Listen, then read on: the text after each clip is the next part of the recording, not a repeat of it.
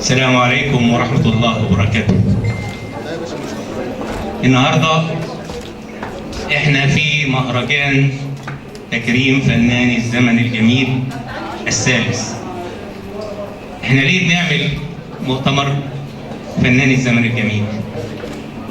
عارفين ايه هو نفسه الزمن الجميل؟ هو ايه؟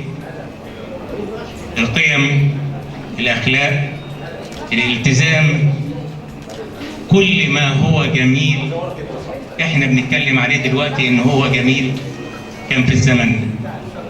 الزمن ده كل الفنانين اللي فيه أسروا كل الفن، علمونا القيم، علمونا المبادئ، علمونا التقاليد.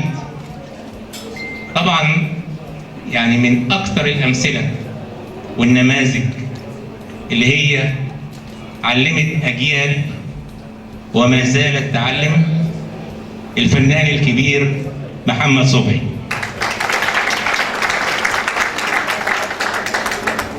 الفنان الكبير في كل أعماله لو تتذكروها كلها، من الجوكر، انت حر،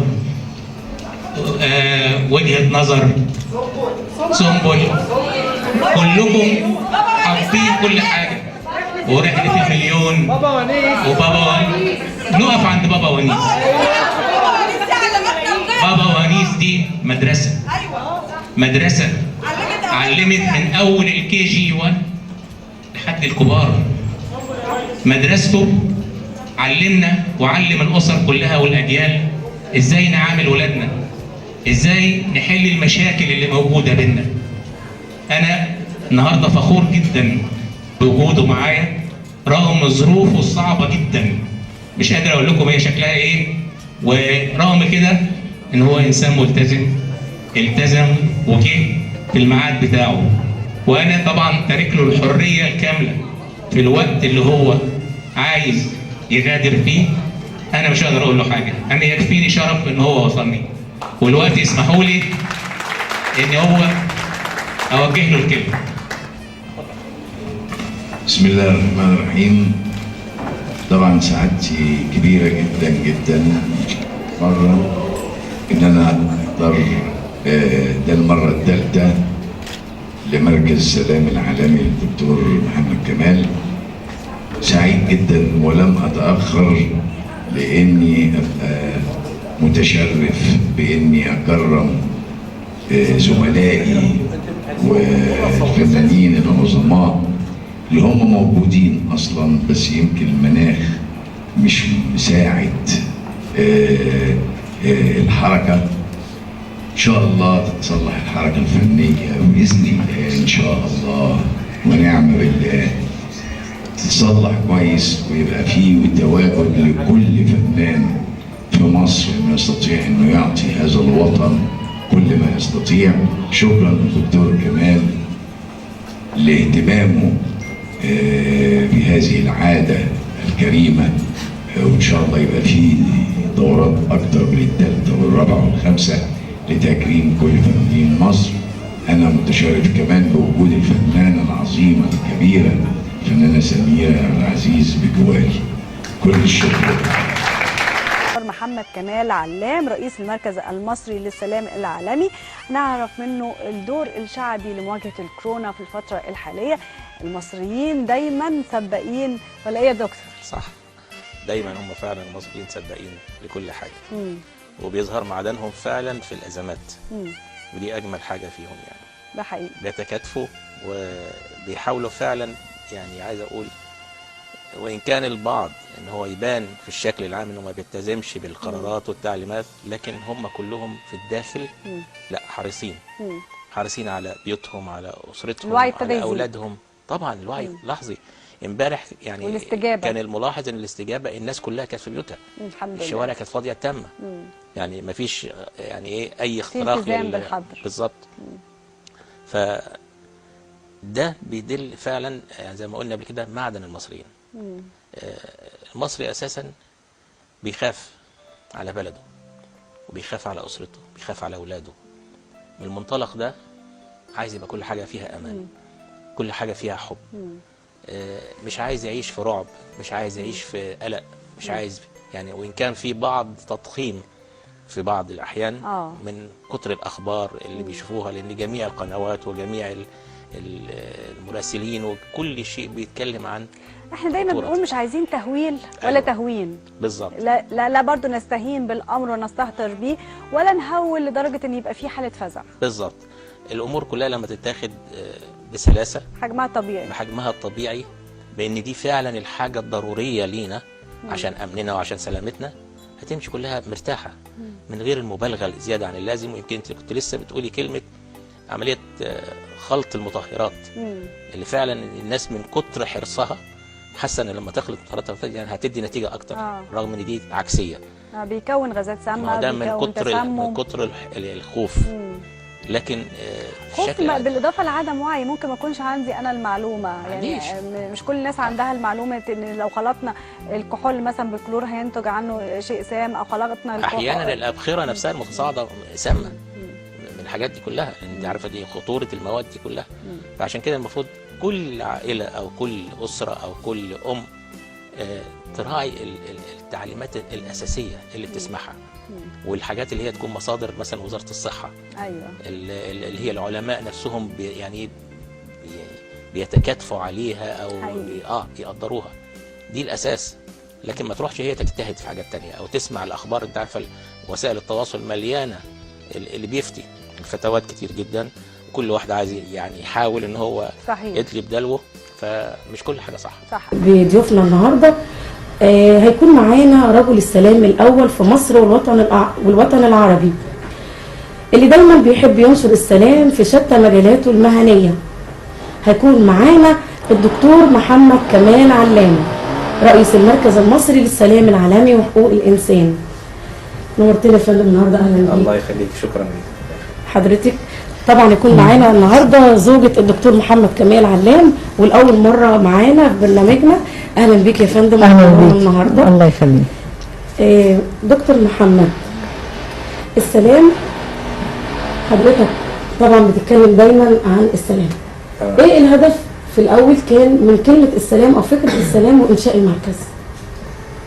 الهدف الرئيسي من كلمه السلام او انشاء المركز هو حاجه واحده، ان انا عايز ارجع بقدر الامكان القيم، ارجع الاخلاق، ارجع المثل القديمه، ارجع الزمن الجميل في اخلاقياته، في الامانه اللي فيه، في الاخلاص اللي فيه، في العمل اللي فيه. عايز ان انا ارجعه من خلال نشره في كل المهن، لان احنا كلنا بنمارس مهنه. اي حاجه، اي وظيفه كانت على وجه الارض هي مهنه. فاحنا لما نبدا وننشر المفاهيم دي كلها من خلال المهن، يعني احنا دخلنا للقاعده كلها. كون ينتشر سلام في مهنه معينه، يعني انا طبقت المثل، طبقت الامانه، طبقت الاخلاص، هيبقى فيه انتاج، هيبقى فيه حب، هيبقى فيه كل يعني خلينا نقول ايه، كل شيء جميل احنا بنفتقده بنحاول نرجعه تاني. ضيف عزيز وغالي علينا جاي لنا بكل جديد، لان هو متميز جدا في كل نشاطاته وابداعاته. معانا المستشار الاستاذ الدكتور محمد كمال احمد علام، رئيس المركز المصري للسلام العالمي المقيد بضمن قاعدة بيانات هيئة الأمم المتحدة للمنظمات الغير حكومية. شرفتنا يا فندم. أهلا بيك في برنامجنا. أهلا بيك. أولا في البداية نورتنا جدا جدا. الله يخليك. وطبعا حضرتك يعني إضافة جميلة للبرنامج، وطبعا باعتبار ان برنامجنا برنامج افكار جديده، فلازم كل مره نقدم الجديد، وما يفوتناش طبعا ان انا اقدم شخصيه عامه زي حضرتك، وقبل اي شيء يعني رجل ورمز من رموز السلام في العالم، في الشرق الاوسط، وقبل اي شيء طبعا انت عارف ان انا بكن لك كل تقدير واحترام، الله يخليك. وبعتبرك يعني من اهم الناس وليا، مقربين ليا والقلب فعلا بجد، ومن ضمن يعني قدوه ليا الاستاذ الدكتور. شكرا يا استاذ محمد، ربنا يبارك فيك يا فندم.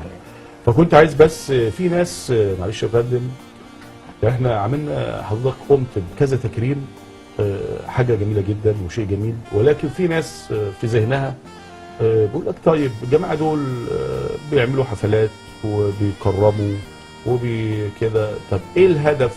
ايه الهدف الرئيسي من التكريم؟ طبعا يعني حضرتك انا شايف ان انت يعني تكريم في كل المهن، يعني مش تمام، مش حاجه. اتفضل تمام. التكريمات في حد ذاتها هي مش تكريمات بذات الاشخاص. انا الهدف الرئيسي من التكريمات او التكريمات المهنيه، لاني بعتبر ان كل شخص في الدوله بيمارس اي عمل هو مهنه. تمام. المهن عندنا بتعتبر من عامل النظافه الى رئيس الجمهوريه، كلها مهن. طبعا كلنا موظفين. كل الموظفين، واقصد بالموظفين شرفاء، الموظفين اللي عندهم امانه، المخلصين في عملهم، اللي بيشتغلوا بكل ضمير، اللي بيجتهدوا جدا ومش عايزين حاجه او مصالح معينه يقصدوا بيها النفاق او اي نوع من انواع التطلعات. الناس دي، المهن دي بتستحق ايه لما بيشتغلوا كتير وبيتعبوا؟ تستحق شكر، لمسة شكر صغيرة او لمسة حب، تكريم معنوي يحسوها من الناس. حضرتك عايز تقدم للمجتمع نموذج مثالي وتدق اجراس الانتباه للمجتمع ويشوف الناس دي تعبت قد ايه واشتغلت قد ايه. بالظبط بالظبط. وتقدمهم بشكل جديد للمجتمع. فانا لما اقول للناس دي، او انا كمركز بمثل برضو قاعدة من الناس، طبعا طبعا، فبقول لهم شكرا. بقول لهم شكرا من خلال ان انا بعمل حفلة او مهرجان او مؤتمر بنتقي الناس. طبعا الناس كتير جدا اللي يستحقوا، طبعا، بس احنا بننتقي البعض اللي بيترشحوا لينا وبيجوا من خلال تكريم بسيط جدا، من خلال شهادة او من خلال درع او خلال جايزة معينة. بقول لهم يا جماعة احنا بنقول لكم شكرا، انتم اشتغلتوا، انتم تعبتوا، انتم تستحقوا لمسة الشكر مننا. طبعا. قد ايه الموضوع ده بيكون ليه تأثير نفسي عليهم، قد ايه الموضوع ده بيكون ليه تأثير على اللي حواليهم. طبعا لما اشوف انا استاذ محمد متفوق وبيشتغل وبيتكرم، طب ما انا اشتغل انا كمان واتكرم. تمام تمام، اكون زيه. تمام. فانا بعملها ان هو اي حد يحتذي بيه.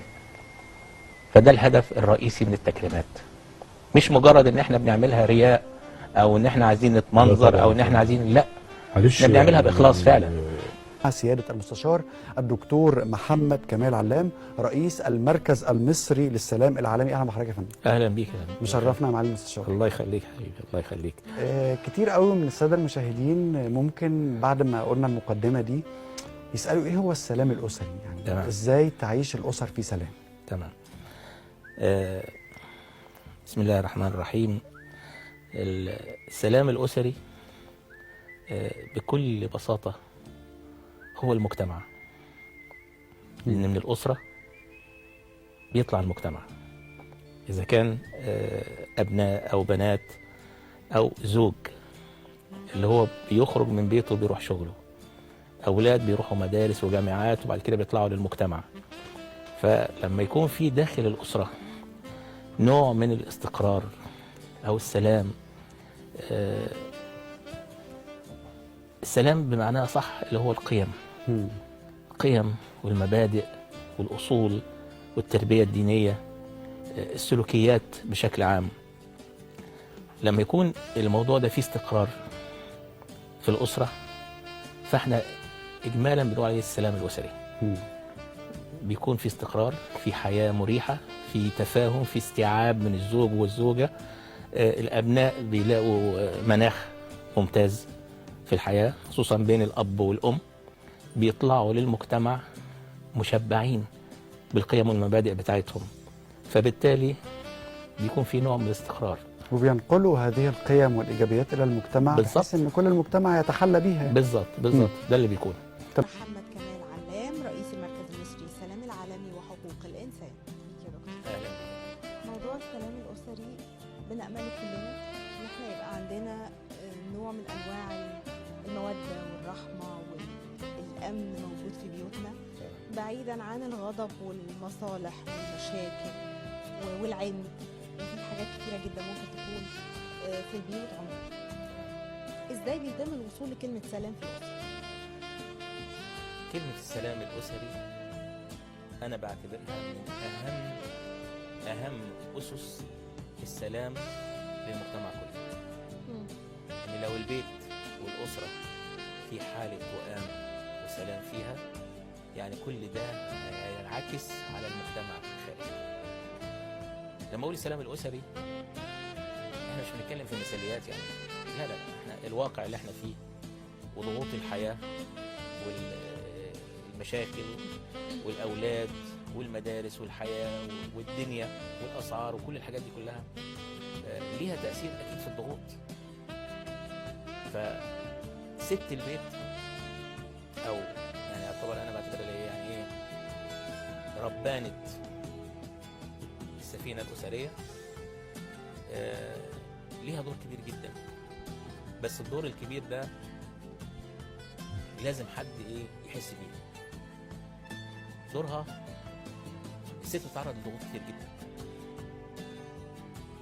اذا كانت بس في البيت كست بيت مع الاولاد مع الزوج مع الدنيا مع المجتمع مع كل حاجه. هي في البيت مسؤوله عن الطبخ، مسؤوله عن الغسيل، مسؤوله عن الاولاد، عن المذاكره، عن كده. وفي كل ده في النهايه مسؤولة عن زوجها لما يجي ان هي تكون مهيئة. صعب مش سهل. في نوع من الرجاله بيفكرين المواضيع دي سهله، مش سهله. الست دي برضو بتتعب. انا كراجل لو قعدت مع الولاد 10 دقايق مثلا عشان تشرح لهم حاجه ممكن بيجي لي ضغط. هي طول اليوم معاهم بمشاكلهم بدلعهم باللي بيعملوه فيها تستحمل. أنا عايز أوجه من خلال كلمة السلام الأسري إن المسؤولية الأساسية فيه على الراجل. الراجل لازم يراعي تماما الزوجة. في كتير قوي من الرجاله تقول لك طب ما انا تعبان طول اليوم، ما انا بجري على شغلي، ما انا بعمل الحاجات دي كلها. ايه ده؟ دي وظيفتها. طيب وظيفتها، انا معاك وظيفتها، هي ما بتقلش منها. وخاصه كمان لو ست عامله تبقى العبء مرتين في شغلها وترجع عشان تشوف بيتها. اللي عايز اقول له الست دي مهمه عشان توازن حياتك. لازم تقدرها، لازم تراعيها، لازم تديها شيء من التقدير من اللي هي بتعمله والشكر. فكوني اشكرها على ابسط الامور. مش لازم بقول لك اشكرها مثلا ماديا وحسب امكانياتك. الست عايزه مثلا لو عملت اكل كويسه لا تسلم ايديك. ابسط الامور. التقدير. ابني نجح، قول لها الله يبارك فيكي، فعلا مجهودك معاه خلاه عمل كذا. تمام. البيت دخلت لقيت البيت شكله كويس، الله ايه الجمال اللي انت عاملاه ده. كلمه شكر هي بس اللي عليها بيؤجر اصلا. بالظبط. هي مش عايزه اكتر من كده. هي مش عايزه اكتر من كده. هي مش عايزه اكتر من كده. عايزه بس كلمه شكر بتهون عليها متاعب كتير قوي. لكن ادخل اقول لها انت السبب في مشاكل الولاد. هي طبعا كتير قوي نفسها تنفس، مضغوطه طول اليوم. لا اول ما بتلاقي الراجل جه ابنك عمل كذا وابنك عملت كذا ومش عارف ايه، غصب عنها هتروح تقول لي مين؟ للجيران. تمام. فيعني انا كدوري كأب او كزوج لازم استوعب الست بتاعتي مهما كنت انا مرهق ولا تعبان ولا اي حاجه. تستوعبها. مش لازم الغضب السريع، مش لازم ان انا على طول اوجه اللوم ليها ان هي السبب لا، اهدى مع نفسك كده. الكلام الاسري او عن الاسره بنتكلم عن طرفين هما الزوج والزوجه، ازاي يبقى حياتهم سليمه، ازاي يبقى عندهم توافق، ازاي يبقى عندهم توأمة، زي ما هنتكلم النهارده مع الدكتور محمد علام رئيس المركز المصري للسلام العالمي. برحب بحضرتك. اهلا وسهلا. منورنا في كلام هوانا. الله يخليك. النهارده هنتكلم عن ازاي نعمل سلام اسري جوه الاسره. ازاي نحاول نحافظ على الحاله النفسيه الصحيه السليمه سواء للزوج او للزوجه. تمام. بدايه انا بشكركم على استضافتي في البرنامج، وبشكر قناه الحدث عموما كلها، كل فريق العمل اللي فيها. ما نتكلم عن السلام الاسري، يعني احنا هنتكلم عن ايه؟ عن زوجه وزوج واولاد. الست بمعنى اصح ما بتبقاش ست وتحس بالمسؤوليه الا لما تتجوز. طول ما هي بنت في بيتها، في جامعه، في مدرسه، في كليه، مش حاسه حاجه منه.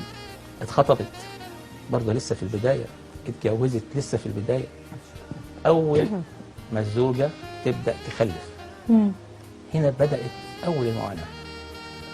الاطفال معروف في كل مكان ان هم ما لهمش ميعاد معين يناموا فيه، وفي الغالب طول الليل هم مصحينهم ويبداوا يناموا بالنهار. فالام عموما بتكون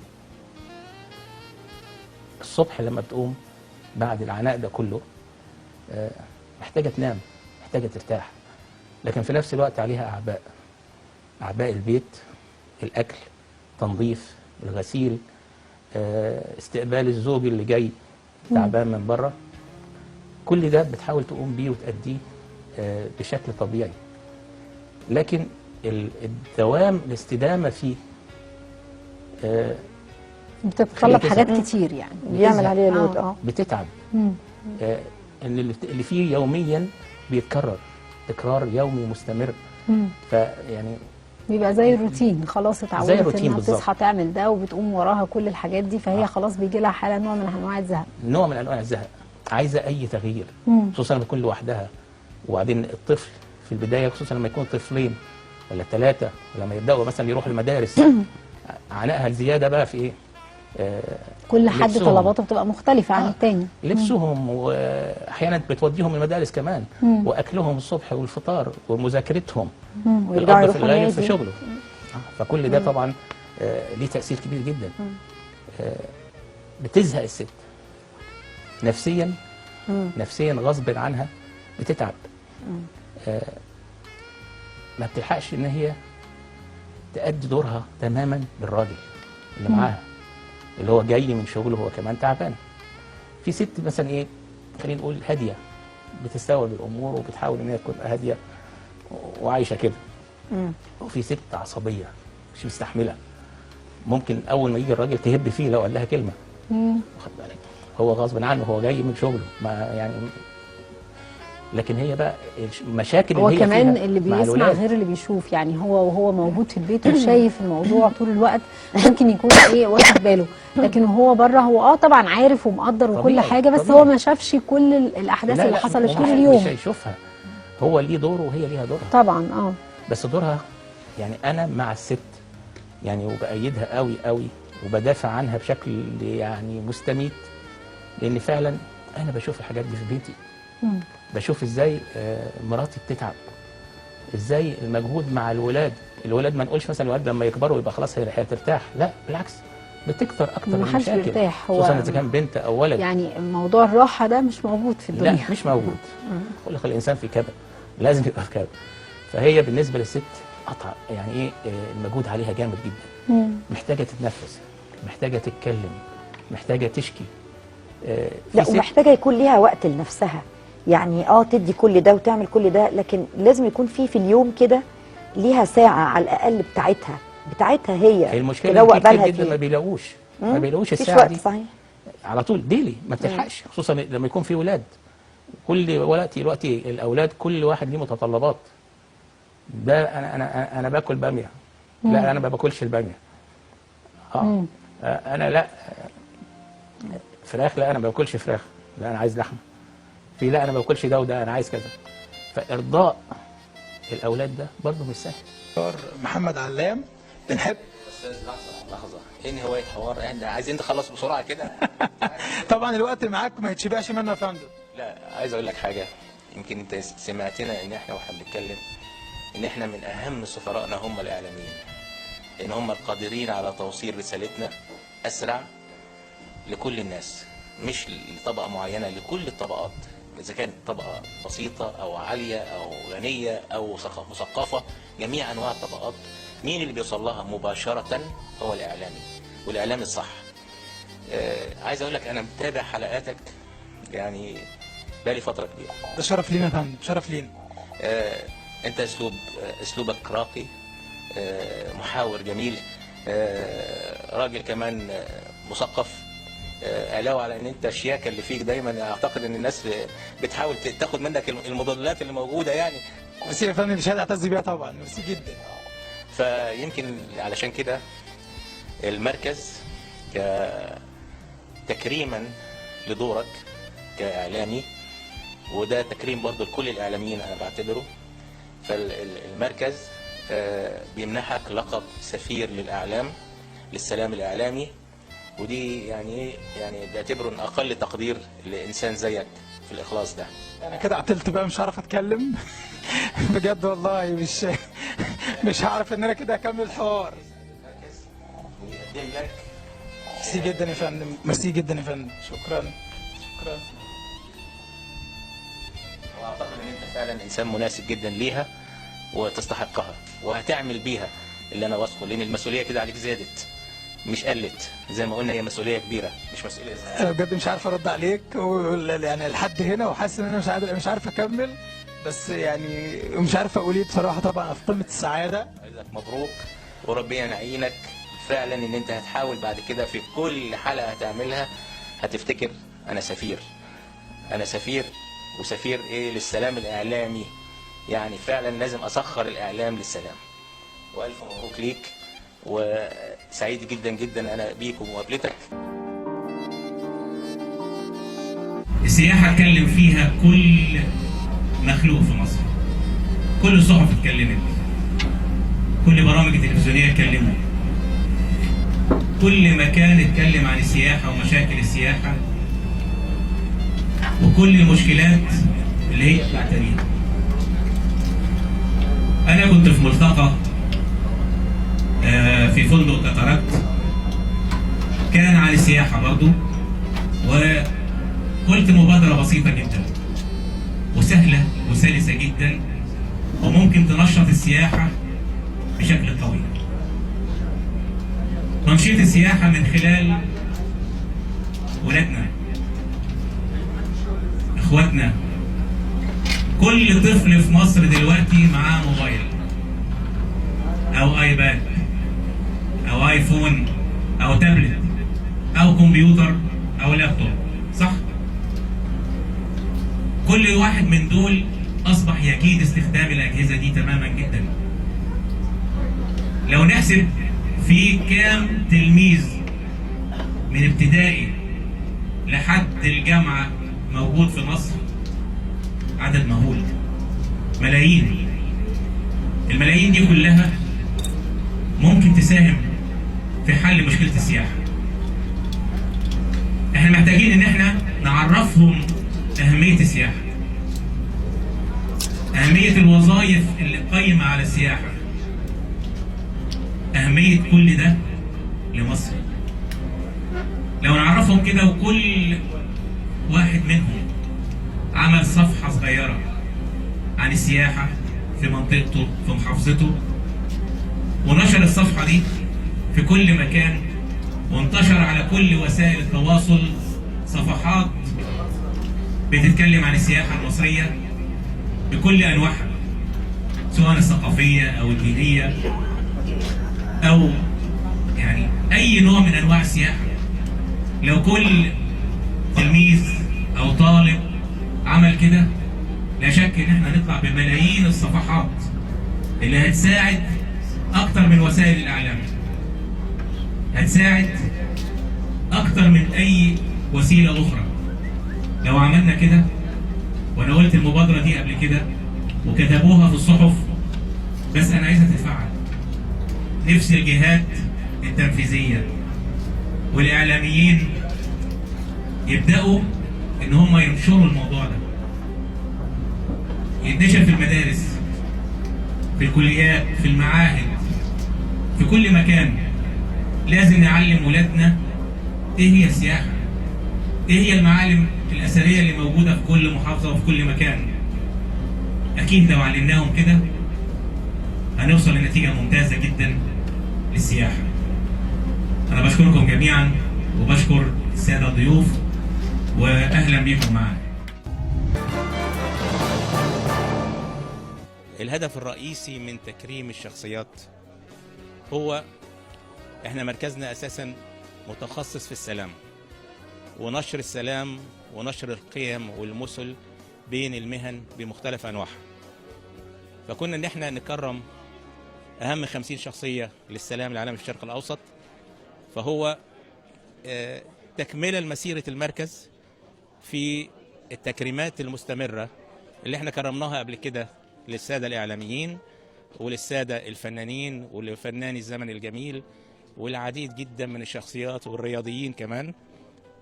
فاحنا النهارده بنكرم باختيار اهم 50 شخصيه متميزه في الشرق الاوسط.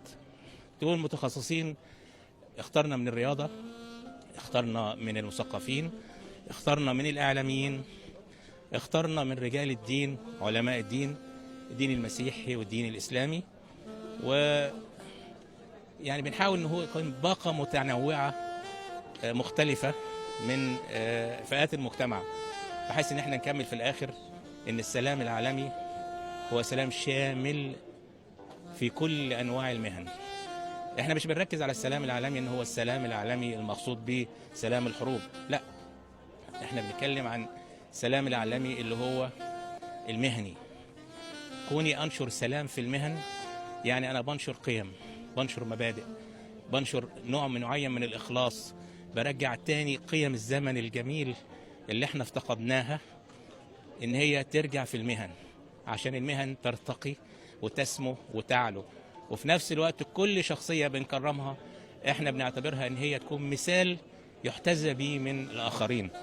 فالحمد لله احنا ده هدفنا الرئيسي اللي بنعمله، واللي على اساسه النهارده بنكرم شخصيات طبعا. ومن ضمن الشخصيات المكرمه النهارده عدد كبير من اعضاء مجلس النواب اللي احنا سبق كرمنا عدد كبير.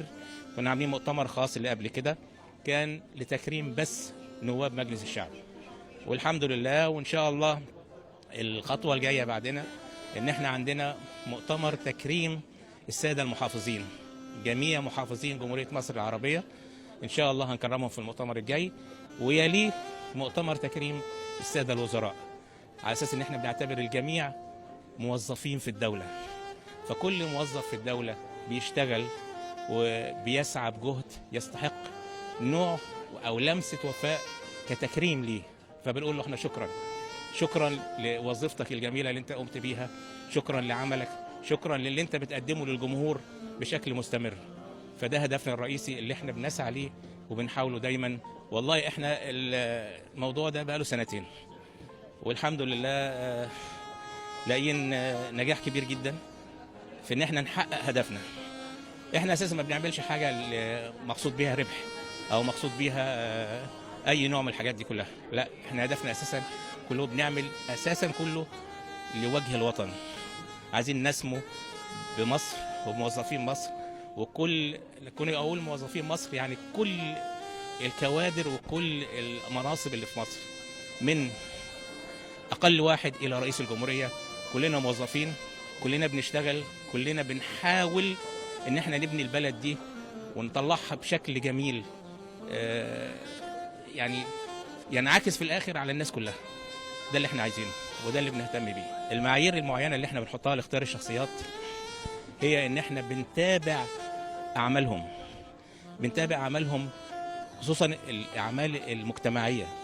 ايه اللي قدموه للمجتمع، سواء في مجال عملهم، اذا كان صحف، اذا كان تلفزيون، اذا كان مجال اقتصادي، مجال اجتماعي، كل المجالات احنا بنتابع ده كله وبنجمع احصائيات، وبالتالي احنا بنقوم بالاختيار. ودول الحقيقه يعني لو اقول لك الاختيار في كم كبير جدا، بس احنا برضو اقتصرناهم على 50. ان شاء الله هيكون بعد كده برضو اختيار مجموعه تانية باذن الله، لان مصر مليانه بالكفاءات الكويسه، مليانه بالناس المخلصين قوي، مليانه بالناس اللي عايزين يخلوا مصر فوق كل الهمم. والحمد لله على كده، احنا مبسوطين جدا يعني، وانا بشكركم جدا جدا جدا. اقول لمصر، اقول لها يا مصر احنا بخير، ولادك كلهم بخير، ولادك كلهم جنبك ومعاكي، ولادك كلهم ايد واحده هيساعدوكي كلهم، ان احنا كلنا نقف، كلنا نبقى مع بعض. هيساعدوك يا مصر ان تبقي فوق كل الدول، تبقى مصر اللي كلنا بنحلم بيها، واللي مصر كلنا عايزينها. وتحيا مصر، ويحيا كل انسان مخلص في مصر. وبشكر من خلالي برضو الموظف الكبير اللي هو شايل كل هموم مصر، سيادة رئيس الجمهورية.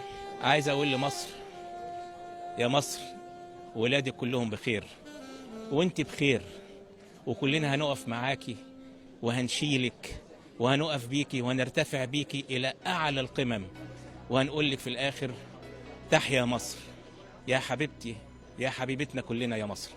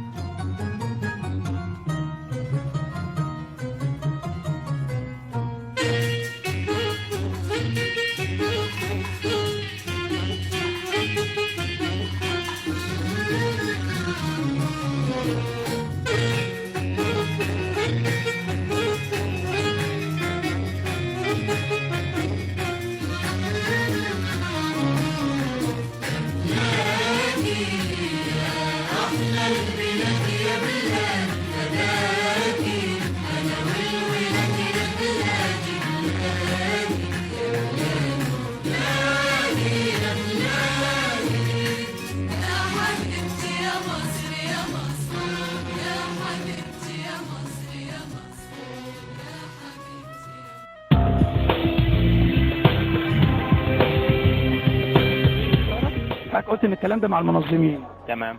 طيب النهارده انت شايف مسابقه زي دي، ايه هي اكتر الايجابيات اللي ممكن تعود علينا احنا كمصر من تنظيم مسابقه ملك الجمال العالم العربي؟ طيب انا بالنسبه لي، انا طبعا عشان متخصص في السلام العالمي وحقوق الانسان، فشايف ان مسابقه جمال ملكات الجمال العرب هي اساسا تعتبر رمز للسلام. ليه؟ كون ان انا اعمل مسابقه لملكات الجمال يعني معناها المكان بيعم فيه سلام، مفيش حرب فيه. وكوني ان انا تنتقل المسابقه دي لمجموعه دول عربيه يعني معناها ان في توافق بين الدول دي، يعني في سلام برضه. تمام؟ علاوه على حاجه ثانيه واساسيه اللي هي تنشيط السياحه، واللي هو شايف ان دي اهم حاجه من الايفنت نفسه. تمام تمام. يعني وجود النظره للايفنت نفسه والملكات الجمال والمسابقه والحضور والتركيز على مصر وبعدين على الدول العربيه تباعا، وبعدين نرجع النهائي ان هو الحفل النهائي طبعا يكون هنا. ده شيء رائع وقت انه بيدي مجال اكبر واحساس جميل جدا.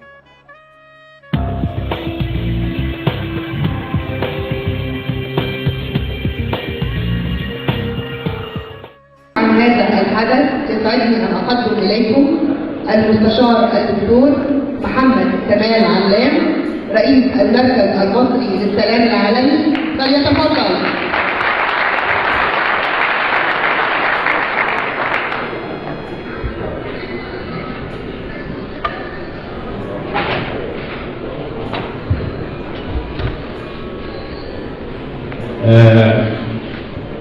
السلام عليكم ورحمة الله وبركاته.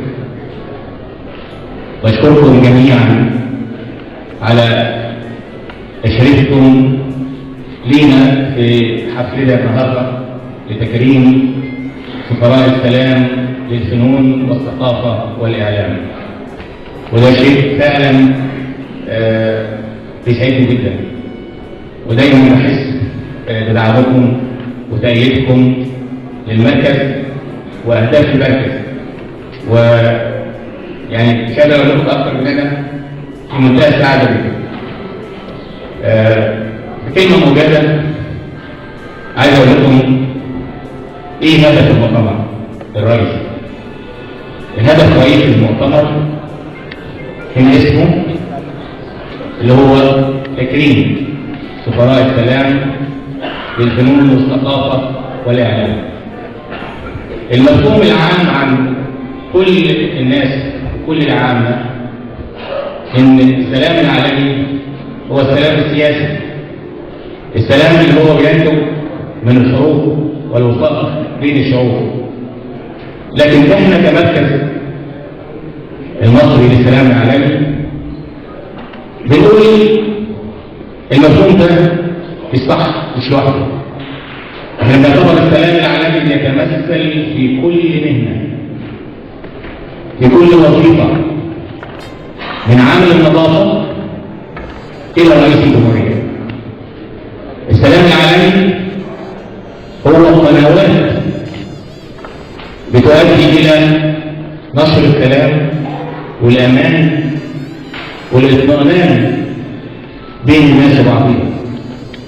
السلام العالمي بيتم من خلال الاعلام.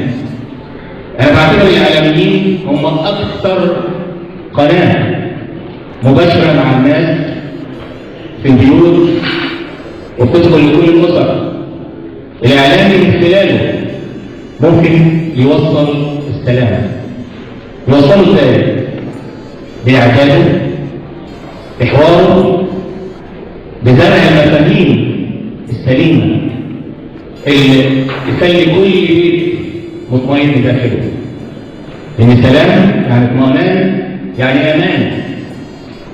المزارع من خلال زرعه الجميل ومن خلال الثمر الحلو اللي بيعمله يعتبر نوع من السلام. الطبيب لما بيعمل عمليه للمريض وبيشفي المريض بيعود السلام والاطمئنان. المدرس، المهندس لما بيبني مبنى كبير وقوي بيعمل السلام والامان. شرطي المرور لما بيقف بيمنع السيارات انها تعدي وتتجاوز، نوع من الامان، الامان النفسي والامان الجسدي. كل ده قنوات السلام.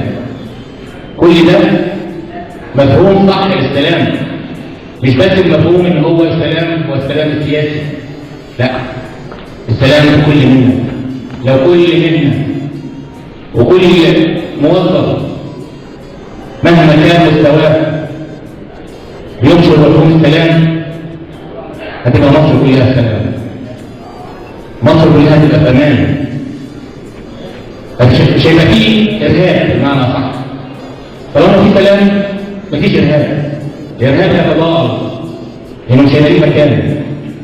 الارهاب دايما مصطنع، عمره ما بيجي من الناس نفسها، لا، بيصنع لاهداف معينه ولغايات معينه والاجندات معينه، لكن الناس كلها في داخلها سلام. الله سبحانه وتعالى اسمه السلام، اسمه سلام. سيدنا محمد صلى الله عليه وسلم يقول افشوا السلام. ده كله يعني ايه؟ احنا مش بنستغرب، مش الصناعه، لا، السلام هو السلام، هو الامان، هو شعور كل واحد في مكانه انه مرتاح. وانا بعتبركم كلكم مصدر للسلام. والسلام عليكم ورحمه الله وبركاته.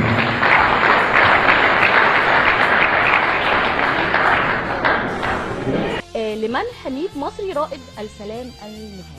تمام. احنا عاملين المبادرة دي يمكن لحاجة أساسية، وهي نشر السلام المهني.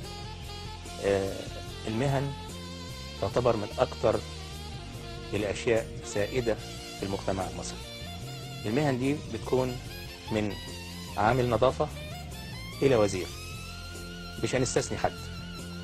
أي مهنة تكون قدوة لغيرها، وتكون اللي بيتعامل فيها بيتعامل معاملة شريفة وقدوة حسنة ومجتهد وملتزم في أدائه الوظيفي أو المهني أيا كان، من حقه إن هو يدخل المبادرة دي. فاحنا عاملين من المركز تشجيعا لنشر السلام المهني 100 شهادة بدرجة رائد للسلام المهني المصري. متخصصة أكتر يا دكتور يعني كامرأة ولا كرجل؟ يعني كلها أيا كان أيا كان أيا كان أيا كان دي للجميع، تشجيعا إن هي تكون مثال يحتذى به للآخرين، على أساس إن يبقى إحنا ساهمنا في نشر السلام، لأن المهن دي كلها قنوات لنشر السلام. لما انشر السلام بيني وبين زملائي، لما دكتور ينشر السلام في عمله، لما ممرضة تنشر السلام في عملها، لما عامل النظافة بيقوم بعمله الكامل، بيخلينا احنا نحس براحة تامة بسلام تام واحنا ماشيين في شارع نظيف في أماكن نظيفة. كل دي عناصر وقنوات للسلام. يعني عامل مفاجأة لحد عزيز على قلبه قوي قوي قوي، ويمكن هو اللي بينجح، هو هيقول كده.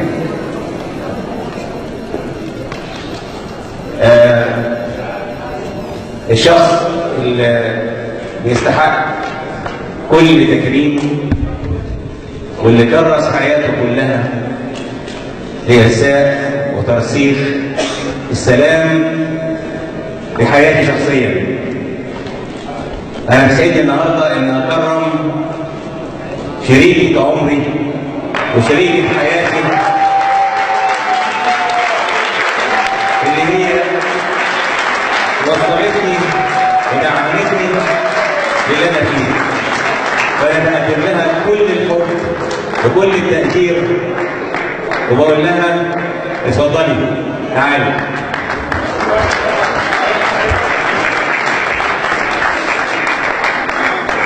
تكريم لو كل زوج يكرم زوجته، لا تسيفة كبيرة يا جماعة، أساس السلام.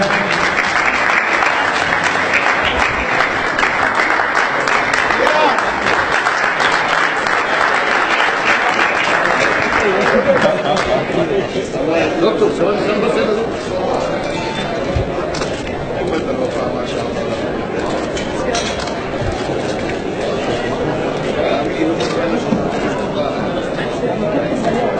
شكرا قوي يا رب يا موسيقى.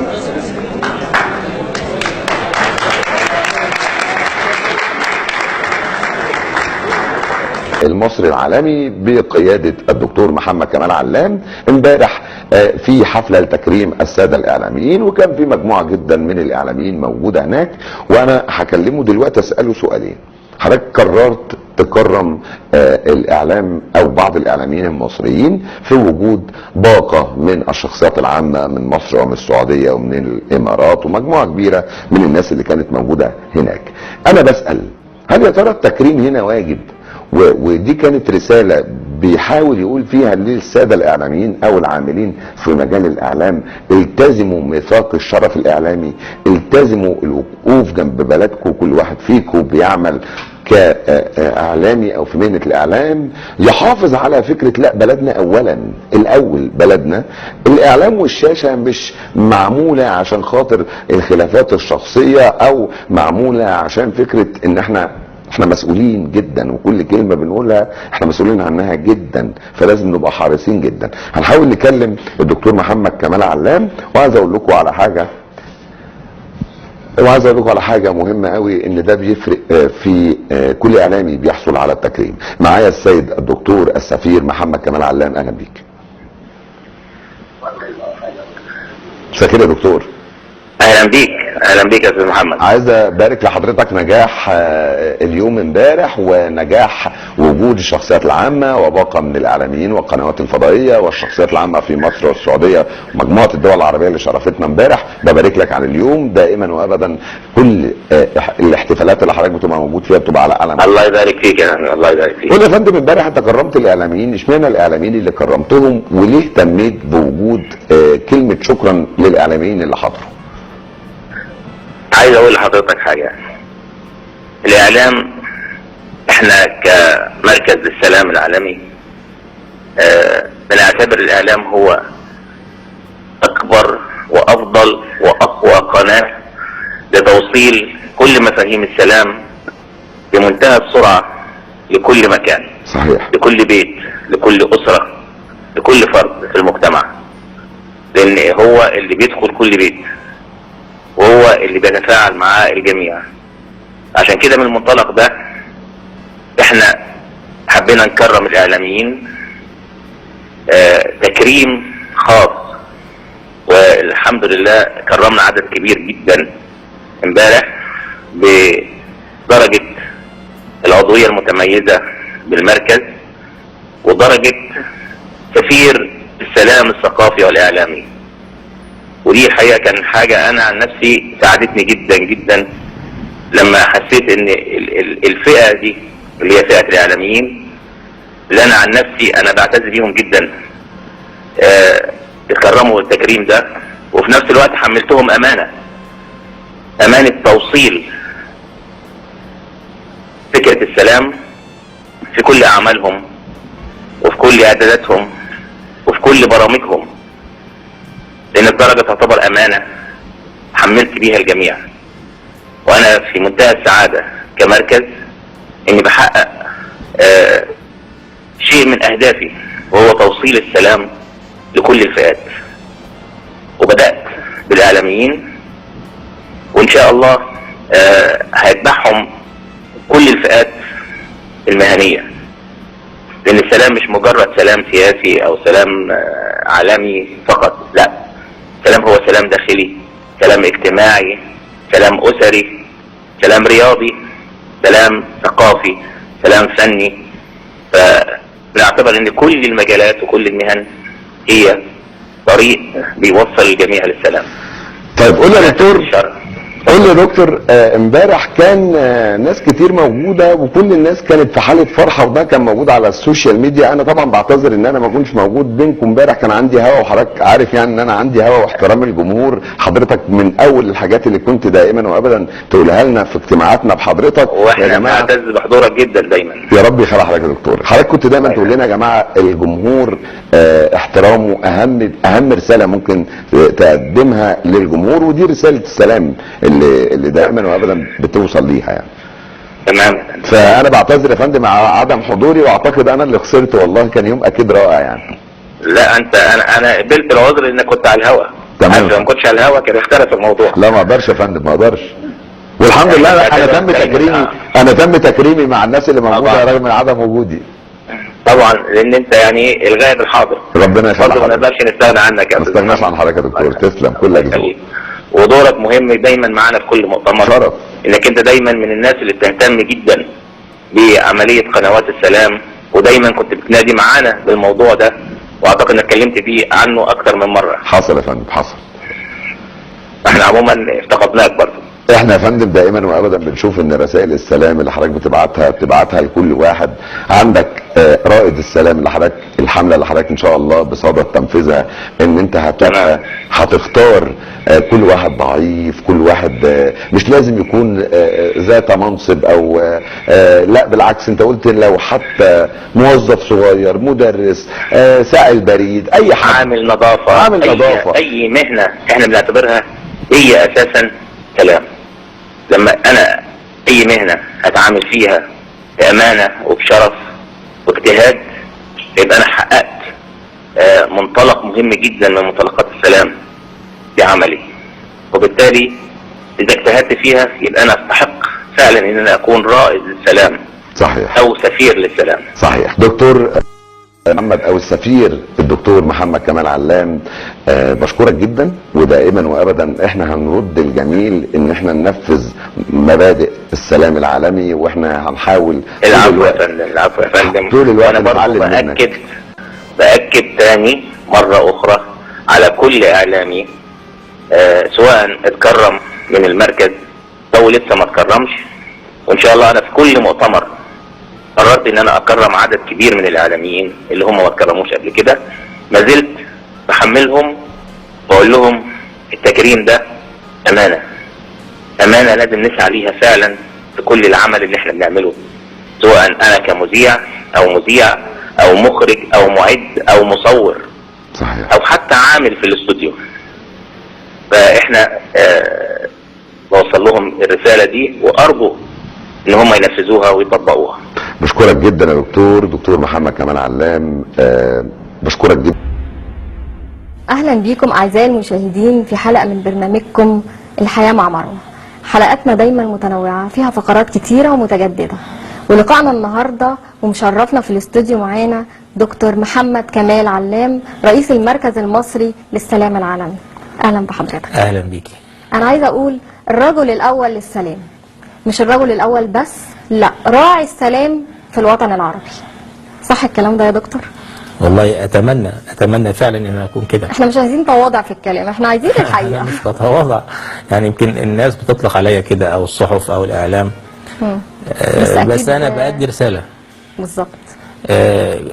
كوني بأديها مش بأديها عشان يعني يتقال عليا الرجل الاول في السلام او يدوني لقب معين، لا، انا بأديها عشان انا مؤمن بيها.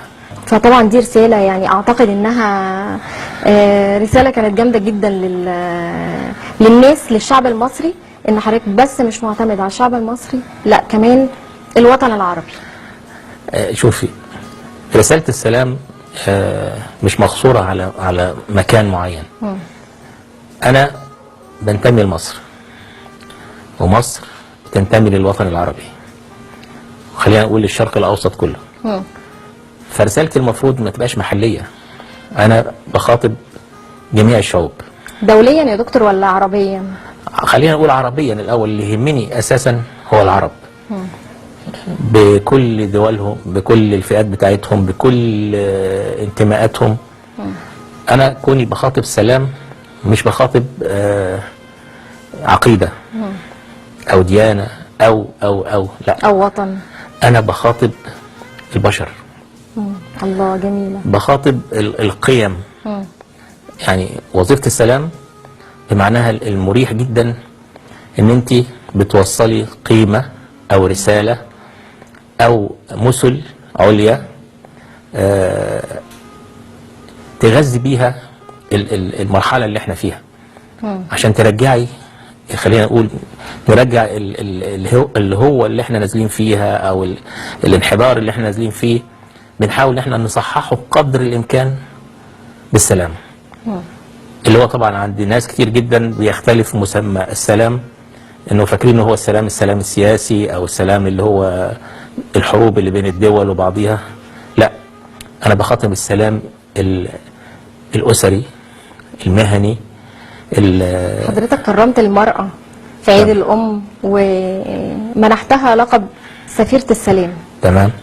فحضرتك كانت لفتة جميلة جدا من حضرتك، بس المرأة تعني ايه لدكتور محمد كمال علام؟ تعني كل شيء. المرأة بالنسبة لي تعني كل شيء، والمرأة برضو بالنسبة لأي رجل مهما كان هي تعني كل شيء.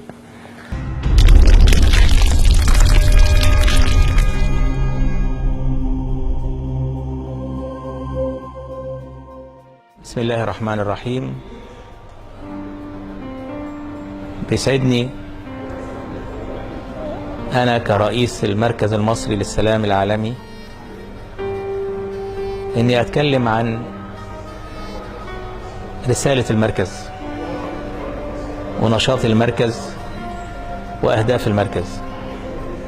رسالتي الأساسية أو رسالة المركز بمعنى صح هي نشر السلام الحقيقي في كل أنحاء مصر والوطن العربي. نشر السلام مش مجرد كلمة السلام الخاص بالحروب والفتن ونزاعات، لا، أقصد السلام الاجتماعي والسلام الأسري والسلام المهني والسلام الرياضي والسلام الثقافي والسلام الفني والسلام في كل مجال من مجالات الحياة وفي كل مهنة من المهن الممتهنة في مصر. رسالة المركز الأساسية هي نشر وترسيخ السلام زي ما قلت. ويمكن في سبيل العمل ده احنا قدمنا أكتر من حوالي 10 أو 12 مؤتمر ومهرجان كان نهايتهم النهاردة أكبر مهرجان فيهم هو أكبر مهرجان لتنصيب سفراء الفن والزمن الجميل. الحقيقة يعني يمكن كان من ضمن السعادة اللي أنا شعرت بيها بنفسي إني شفت الفرحة في عيون كم كبير من الفنانين، فنانين الزمن الجميل وأبناء فنانين الزمن الجميل ونجوم ورموز كبيرة جدا من رموز كرة القدم. النهاردة الحقيقة كرمناهم لأنهم يستحقوا، كرمناهم كلمسة حب وتقدير ليهم، كرمناهم بدرجة سفير أو سفراء للسلام للفنون والرياضة. دي رسالة المركز الأساسية اللي احنا نادينا بيها في كل مؤتمر من مؤتمراتنا، سواء المؤتمرات اللي كرمنا فيها الإعلاميين وكرمنا فيها المثقفين وكرمنا فيها الأدباء والشعراء وكرمنا بيها فئات كتيرة، وما زلنا إن شاء الله يعني في الخطط القادمة أو في الفترة القادمة عندنا كم كبير جدا من التكريمات، والخاصة بتكريمات الفئات. عندنا فئات العمال، فئات الفلاحين، فئات الحرفيين، فئات الأطباء وهيئات التمريض، فئات المهندسين، فئات المحامين، حتى فئات القضاة. ومش هننسى أبدا فئات العمال المهمشين، وخاصة تكريم عمال النظافة. دي الخطط بتاعتنا القادمة إن شاء الله، وبنحاول بيها إن احنا نكون على قدر المسؤولية وإن احنا نقدم حاجة للمجتمع لنشر السلام. عايزين السلام ينتشر في كل مهنة، ونكرم كل المتميزين في كل مجال، من أقل واحد إلى أعلى واحد، من أقل مهنة إلى أعلى مهنة. بنحاول إن شاء الله من خلال التكريمات دي إن احنا ننشر السلام. ننشر السلام لما بنكرم أي مهنة، فاحنا بنكرم المتميزين فيها، اللي احنا بنعتبرهم بعد كده إن الباقي اللي معاهم في نفس المهنة يحاولوا يحتذوا بيهم ويحاولوا يجتهدوا ويحاولوا يقدموا شيء جميل للمجتمع. وفي نفس الوقت احنا بنزرع بسمة حب وأمل وسعادة وسلام، اللي هو أساس العمل بتاعنا، عمل المركز المصري للسلام العالمي. وإن شاء الله قريب كمان يمكن من الأعمال اللي هنعملها في بنجهز حاليا لأكبر، يعني عايز أقول أكبر وأضخم مؤتمر لمشاكل المرأة العربية، مشاكل المرأة العربية على مستوى جميع الدول العربية. مؤتمر بنعد ليه وبنجهز ليه من خلال أمينة الأمين العام للمرأة بالمركز، الفنانة الأستاذة مديحة حمدي، اللي حاليا بتعكف على دراسة وبحث كل المشاكل في كل دولة عربية، حيث احنا بنجمع المشاكل دي كلها، ومن خلال ورش عمل وتجهيز وتحضير للمؤتمر، بحيث يكون في وفود من كل الدول العربية بيمثلوا المرأة، وبنناقش مشاكل المرأة العربية بشكل مستفيض. مش بس مجرد ان احنا بنناقش مشاكل المرأة، لا، احنا بنحاول نضع حلول تتنفذ للمرأة، وبإذن الله يعني قريب جدا هنعلن عن موعد المؤتمر بعد ما تتم التجهيزات ليه، لأن احنا بنعتبر المرأة هي أكبر وأهم عنصر في المجتمع يستحق الاهتمام ويستحق التقدير، لأن المرأة هي الأم والأخت والحبيبة والزوجة وكل شيء هي المرأة. وبنتمنى ان احنا يعني كرسالة أخيرة بتمنى من كل المنظمات وكل الفئات اللي هي موجودة في مصر ان هي تحاول ان هي تعمل وتقدم شيء جميل لمصر، تحاول انها تعمل زي ما احنا بنعمل واكتر واحسن. لو كلنا وكل منظمة وكل هيئة وكل مركز حاول ان هو يقدم شيء جميل، تأكدوا ان مصر هتبقى بخير، تأكدوا ان احنا جميعا هنوصل لشيء جميل جدا ونحقق نوع من السلام والاستقرار في مصر، في بلدنا الجميلة. يا ريت كلنا نعمل كده. ودي آخر حاجة هقولها لكم، إن إحنا نحب بعض، إن إحنا نحترم بعض، إن إحنا نخاف على بعض. بلاش الحقد، بلاش إن إحنا نبقى كل واحد مش عايز التاني ينجح. لا، خلينا نتكاتف كلنا بحيث ننجح كلنا. كلنا ننجح عشان مصر تنجح ومصر تقوم، لأن مصر مش هتقوم غير بولادها. بتقوم باللي فيها، بتقوم بالحب، بتقوم بالإحساس، بالانتماء، بالوعي، بالصدق، بالضمير. وأشكركم جميعا وتحياتي لكم وألف شكر. تحياتي دكتور محمد كمال علام.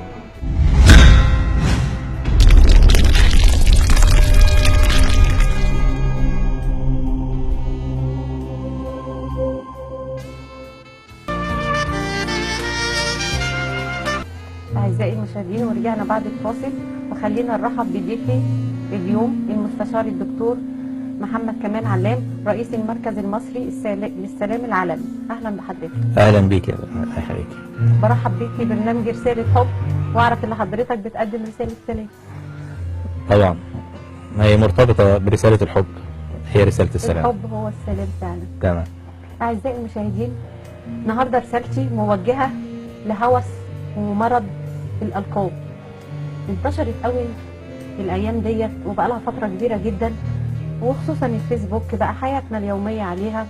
اللي بيكتب دكتور، اللي بيكتب مستشار وإعلامي، وأشياء كتيرة جدا ظاهرة. وحقيقي كتير جدا أنا مش ضد الألقاب، أنا لست ضد الألقاب، بالعكس الألقاب الشرفية دي بتضيف للإنسان وبتدفعه للنجاح. لكن أنا ضد الألقاب اللي كلها مزيفة، اللي حياتنا أصبحت يعني شغلة. أنا سفير، أنا دكتور، أنا مستشار، وهو حتى ما عندوش ثقافة. أنا عاوزة أدي خلفية لمنظمة أول ما انشأت، منظمة عالمية، وهي منظمة الأمم المتحدة، وانشأت خصيصا بعد الحرب العالمية الثانية، وخصيصا عشان تدي للمشاهير تضيف لهم سفير النوايا الحسنة. باستثناء طبعا أسسنا كانت الممثلة الأمريكية أنجلينا جولي، خدت سفيرة، لقبت بسفيرة النوايا الحسنة للصراعات اللي أنتجت بعد الحروب واللي جايين والأطفال. ما سابتش أي معسكر من اللي جايين إلا وزارته، ما سابتش أي طفل يتيم متشردين، بل وخصصت جزء من مالها الخاص ليهم. لذلك عاوزة أسأل الدكتور، هل أي سفير من المناصب الشرفية اللي هو سفير السلام هل يستحق المنصب؟ شوفي، بالنسبة ما يخص مركزي أنا، كل إنسان خد درجة متميزة بدرجة سفير للسلام هو يستحق لسبب معين. احنا عشان ندي لقب سفير لاي شخص لازم يكون عندنا عرض تام وسيرة ذاتية كاملة عن نشاطه في المجتمع، عن أعماله، عن انضمامه وشراكاته في المنظمات التانية اللي هي المجتمعية أو الخيرية أو الإنسانية، أيا كان نوع النشاط. ليه؟ احنا عشان نديله اللقب ده بنديهوله عشان ننشر السلام في المجتمع، خصوصا السلام الأسري والمهني بكافة أنواعه. وفي نفس الوقت أي إنسان بياخد لقب سفير من المركز بنتابعه، لازم يقدم لنا تقارير هو عمل ايه للمجتمع، ايه اللي عمله، ايه اللي فات بيه. لو لقينا ان هو بعد مدة ما عملش حاجة بنسحب منه اللقب، بنسحب اللقب تاني، لان احنا عايزينه مش مجرد ان هو يعني في النهاية هو لقب شرفي بالظبط تقديري، بنقول له شكرا على اعمالك، فبيديك اللقب ده عشان يخليه حافز يعني يشتغل بيه ويعمل بيه، ويكون يحس كده ان هو ايه، واخد حاجة بيتعامل بيها مع المجتمع ومع البشر ومع الناس كلها. فده اللي احنا بنعمله دايما. لكن ككون الالقاب اللي موجودة والمراكز التانية، طبعا انا ما اقدرش اتكلم عن اي مركز انا ما اعرفوش. تمام، انا مش بتكلم عن مراكز، انا بتكلم هي اللي بيمنح مين، ما هي اللي بيمنح مراكز. لا، وفي ناس ما فيش اي حد بيمنحهم ومجرد كاتب على صفحته انا سفير انا مستشار. دي بتبقى حاجات شخصيه. ما انا عاوزه مع الناس، للاسف اللي احنا واقعين فيه، الناس بدل ما تشوف حاجات زي ما بيتقال الساكت عن الحق، لا بتلاقي، يعني انا اسفه في اللفظ، بيطبلوا ومنافقين ومن وراه بيتكلموا عليه. انا عاوزه اقول اللي بيقول اللقب مزيف، او انا عاوزه اقول يعني انا لما باخد اللقب، مع احترامي طبعا لحضرتك، يعني انا بضيف للقب، مش اللقب اللي يضيف. يعني انا بضيف للقب. صح. انا ممكن ما اكونش واخده لقب ولا اي حاجه، وشغلي وانجازاتي الناس لوحدها تديني لقب، بيكون اكتر من اللي واخد اللقب. صح. تمام. هنا بصي في نقطه مهمه جدا، ان عمليه التحري عن مصداقيه اللقب طبعا مش اي مركز. بالظبط، ده اللي لازم اولا، يعني مثلا زي مركزنا احنا معتمدين وموثقين وموجودين في نفس الداتا بتاع هيئة الأمم المتحدة كمركز، بعنوانه، بتاريخه، بأسماء الأشخاص اللي فيه. كل ما يتصل بمركز متأيد وجاهز، وصفحته اللي احنا دايما بنحط رقمها على أي شهادة. ليه؟ تكون كمرجع. تمام؟ فعلى الأقل الناس المفروض تتحرى، ما احنا بنقول ده سفير. سفير ايه؟ يقول لك نوايا حسنة. طيب اوكي ماشي، خدته منين؟ من المكان الفلاني. طب المكان ده ليه اعتماد ولا مجرد ان هو بس يعني حاجه صوريه؟ خد بالك في ناس استغلوها يعني لمكسب قريب. انا طبعا تأييد لكلامك، والمفروض انا هنا على الكرسي ده محايده، بس شهاده امام ربنا. انا اتعرض عليا الالقاب دي من اكتر من مراكز، انا ما قبلتهوش الا من مركز الدكتور لسبب بسيط قوي. انا المفروض ما اقولش كده، انا بكتب مقالات بقالي 2 في عدة من الجرايد وبدون ذكر اسماء عشان ما يبقاش داعيه، وقبلت طبعا، واحترامي للمركز لاني طلب مني شهادتي الجامعيه، طلب مني الCV، احترمته وكان لقب على راسي من فوق. فانا بشكرك امام الجميع. الله يخليكي، الله يخليكي. مستشار الاستاذ دكتور محمد كمال علام، رئيس المركز المصري للسلام العالمي وحقوق الإنسان. إن السلام طريقه سهل جدا، طريقه في منتهى البساطة والسلاسة. كل إنسان هو سفير للسلام، وإن لم يأخذ اللقب هو سفير للسلام. المرأة سفيرة للسلام في بيتها، الزوجة أكبر سفيرة للسلام، إنها ممكن تنشر السلام الأسري في بيتها وتطلع جيل رائع بيحب السلام. الزوج برضه هو سفير للسلام، إنه يحافظ على بيته، يحافظ على وضعه، يتحمل الست بتاعته في سبيل إن هي تنشر السلام. ما يبقاش مجرد إن هو بس إن أنا جاي عايش بس كده إيه، تعبان، إن أنا عايش تعبان، عايش في مجهودي، عايز أنا راجل تعبان طول النهار وعايز أرتاح في بيتي. لا، لازم كلنا نستحمل بعض، ده نوع من السلام. عايز أقول للدكتور أنت برضه رسول السلام، اشتغل بضمير وبحياديه، اشتغل وادي واجبك تماما، ما تستغلش حد. لازم يا جماعه نراعي ضميرنا كلنا، كل المهن.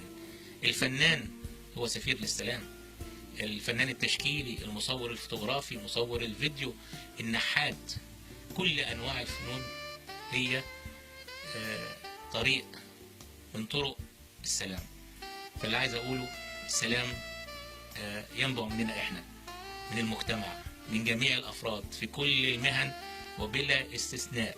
مفيش مهنة ما بتؤديش الى السلام لو احنا تعاملنا فيها بضمير وبشرف وبنزاهة وبحب. يبقى دي كل اساسيات السلام معانا، فهيبقى السلام هيعم كل مصر وكل بيت وكل شارع. تكريم الأمة المثالية وحاجة جميلة جدا من الدكتور محمد علام، وطبعا هيقول كلمة أخيرة للسيد رئيس الجمهورية اللي طبعا احنا كلنا وراه، وزي ما قلنا كذا مرة كلنا معك من أجل مصر. بقول له يا سيادة الرئيس خليك في طريقك زي ما انت، كل اللي بتعمله لمصر وعشان مصر جميل جدا، فامشي زي ما انت ماشي بخططك وبترتيباتك، انك ادرى واحد بشؤون مصر. ما تلتفتش لاي تفاهات، ما تلتفتش لاي عبارات بتتقال، ما تلتفتش لاي كيانات بتحاول ان هي تشكك في مقدرتك وفي قوتك وفي اللي انت بتعمله في مصر. اعرف ان كل الشعب بلا استثناء بيحبك، لان هو معتمد على الله سبحانه وتعالى وعليك انت عشان تحقق له كل احلامه اللي انت بتحاول بكل جهدك ان انت تحققها له. فربنا معاك ويقويك، واحنا برضه وانا واحد من الشعب بقول لك يا ريس ربنا معاك وربنا يحميك ويقويك. تحيا مصر، تحيا مصر، وبنشكر حضرتك على اللقاء الجميل دوت، وطبعا نقول للسيد الرئيس عبد الفتاح السيسي كلنا معك من اجل مصر. شكرا لحضرتك. العفو يا استاذ محمد، الله يخليك. شكرا. وبنرجع لكم مرة تانية، وبيسعدنا يكون معنا دكتور محمد كمال علام رئيس المركز المصري للسلام العالمي وحقوق الإنسان. أهلا بحضرتك معنا. أهلا بيك. منورنا يا دكتور. الله يخليك. الحقيقة هو الفقرة النهاردة مرتبطة بالفقرة اللي قبل حضرتك، وهي العنوسة. وده أنا مش عايزة أتكلم فيه، لكن عايزة أتكلم مع حضرتك عن السلام النفسي. وليه أنا بجيب سيرة العنوسة بقى في الموضوع؟ لأن أنا عايزة أعرف حاجة، هل الواحد ممكن يبقى عنده سلام نفسي في مواضيع ومواضيع لأ؟ يعني في قضية تمسني وقضية تانية تمسني، القضية دي لا أنا في سلام نفسي وما عنديش عقد فيها والحياة لطيفة. تمام. وموضوع تاني لا أبقى بقى حواجبي 111 ومش طايقة نفسي ومتضايقة. تمام. السلام النفسي ده بيبقى شامل، بيبقى موجود ولا في حاجات وحاجات؟ شوفي الشمولية والكمال لله سبحانه وتعالى. طبعا. نعم بالله. فما فيش أي مصدر ممكن بنتعامل فيه ونقول عليه شامل. خاصة الناحية النفسية. الناحية النفسية دايما بتبقى حسب قدرات الإنسان نفسه والمصادر اللي بيستسقي منها الحالة اللي هو فيها. تمام. فزي ما انت قلت حضرتك فعلا أنا ممكن أبقى في حالة معينة وفي مواجهة موضوع معين ريلاكس خالص وباخده باستيعاب مرتاح جدا. موضوع تاني أبقى مشتت فيه، يعني بيعمل لك زي حالة مش مشتتة، لا عقداها بقى فيونكة بالظبط، وعايشه الحياه بقى. لاني مش مهيئ ليه. ليه؟ لاني مش مهيئ ليه. مش مهيئ ليها ولا مفهومي عنها خاطئ فانا بترجمها جوايا خاطئ فبستوعبها خاطئ؟ مش شرط. اوكي. مش شرط. تمام. مش شرط. اللي دايما خلينا نقول اللي عنده افق واسع شويه وفعلا بيتعامل مع الامور النفسيه او بيتعامل مع كل الحالات بتوائم معين وبعمليه وسطيه، اي موضوع بيجي له ممكن بيتعامل معاه بشكل مريح.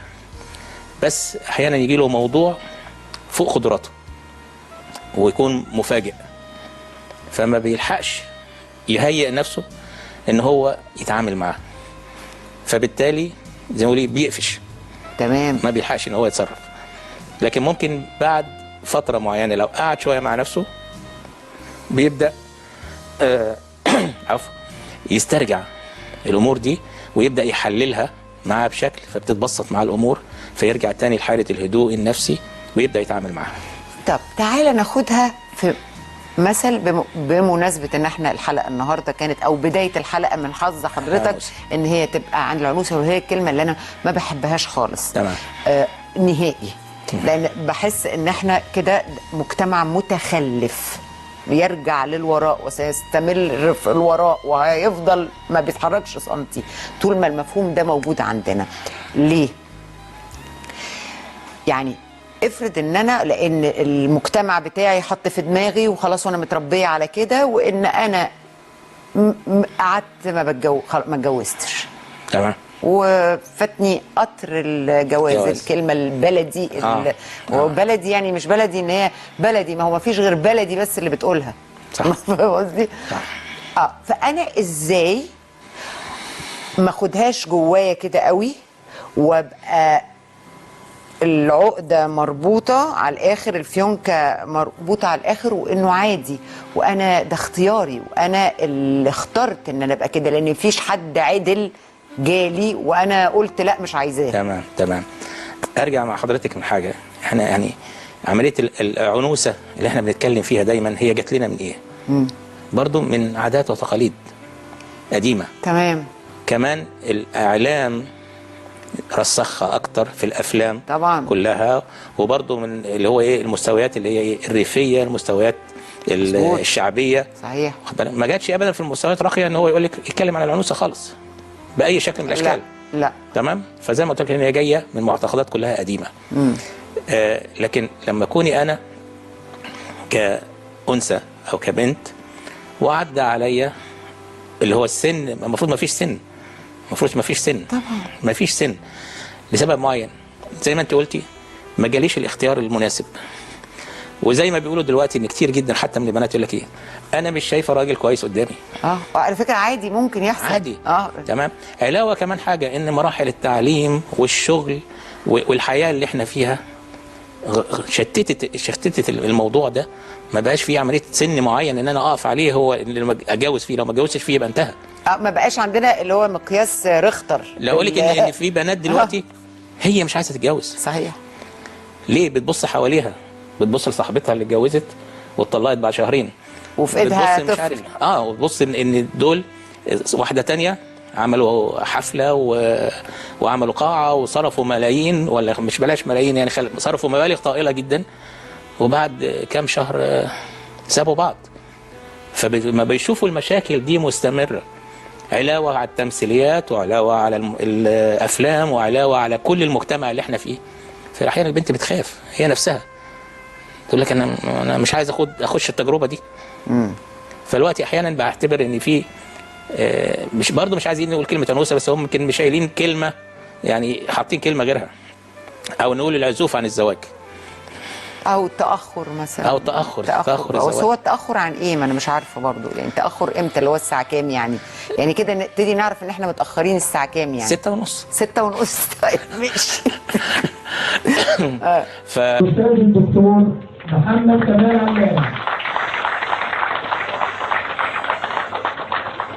الكلمه بسياده المستشار الان.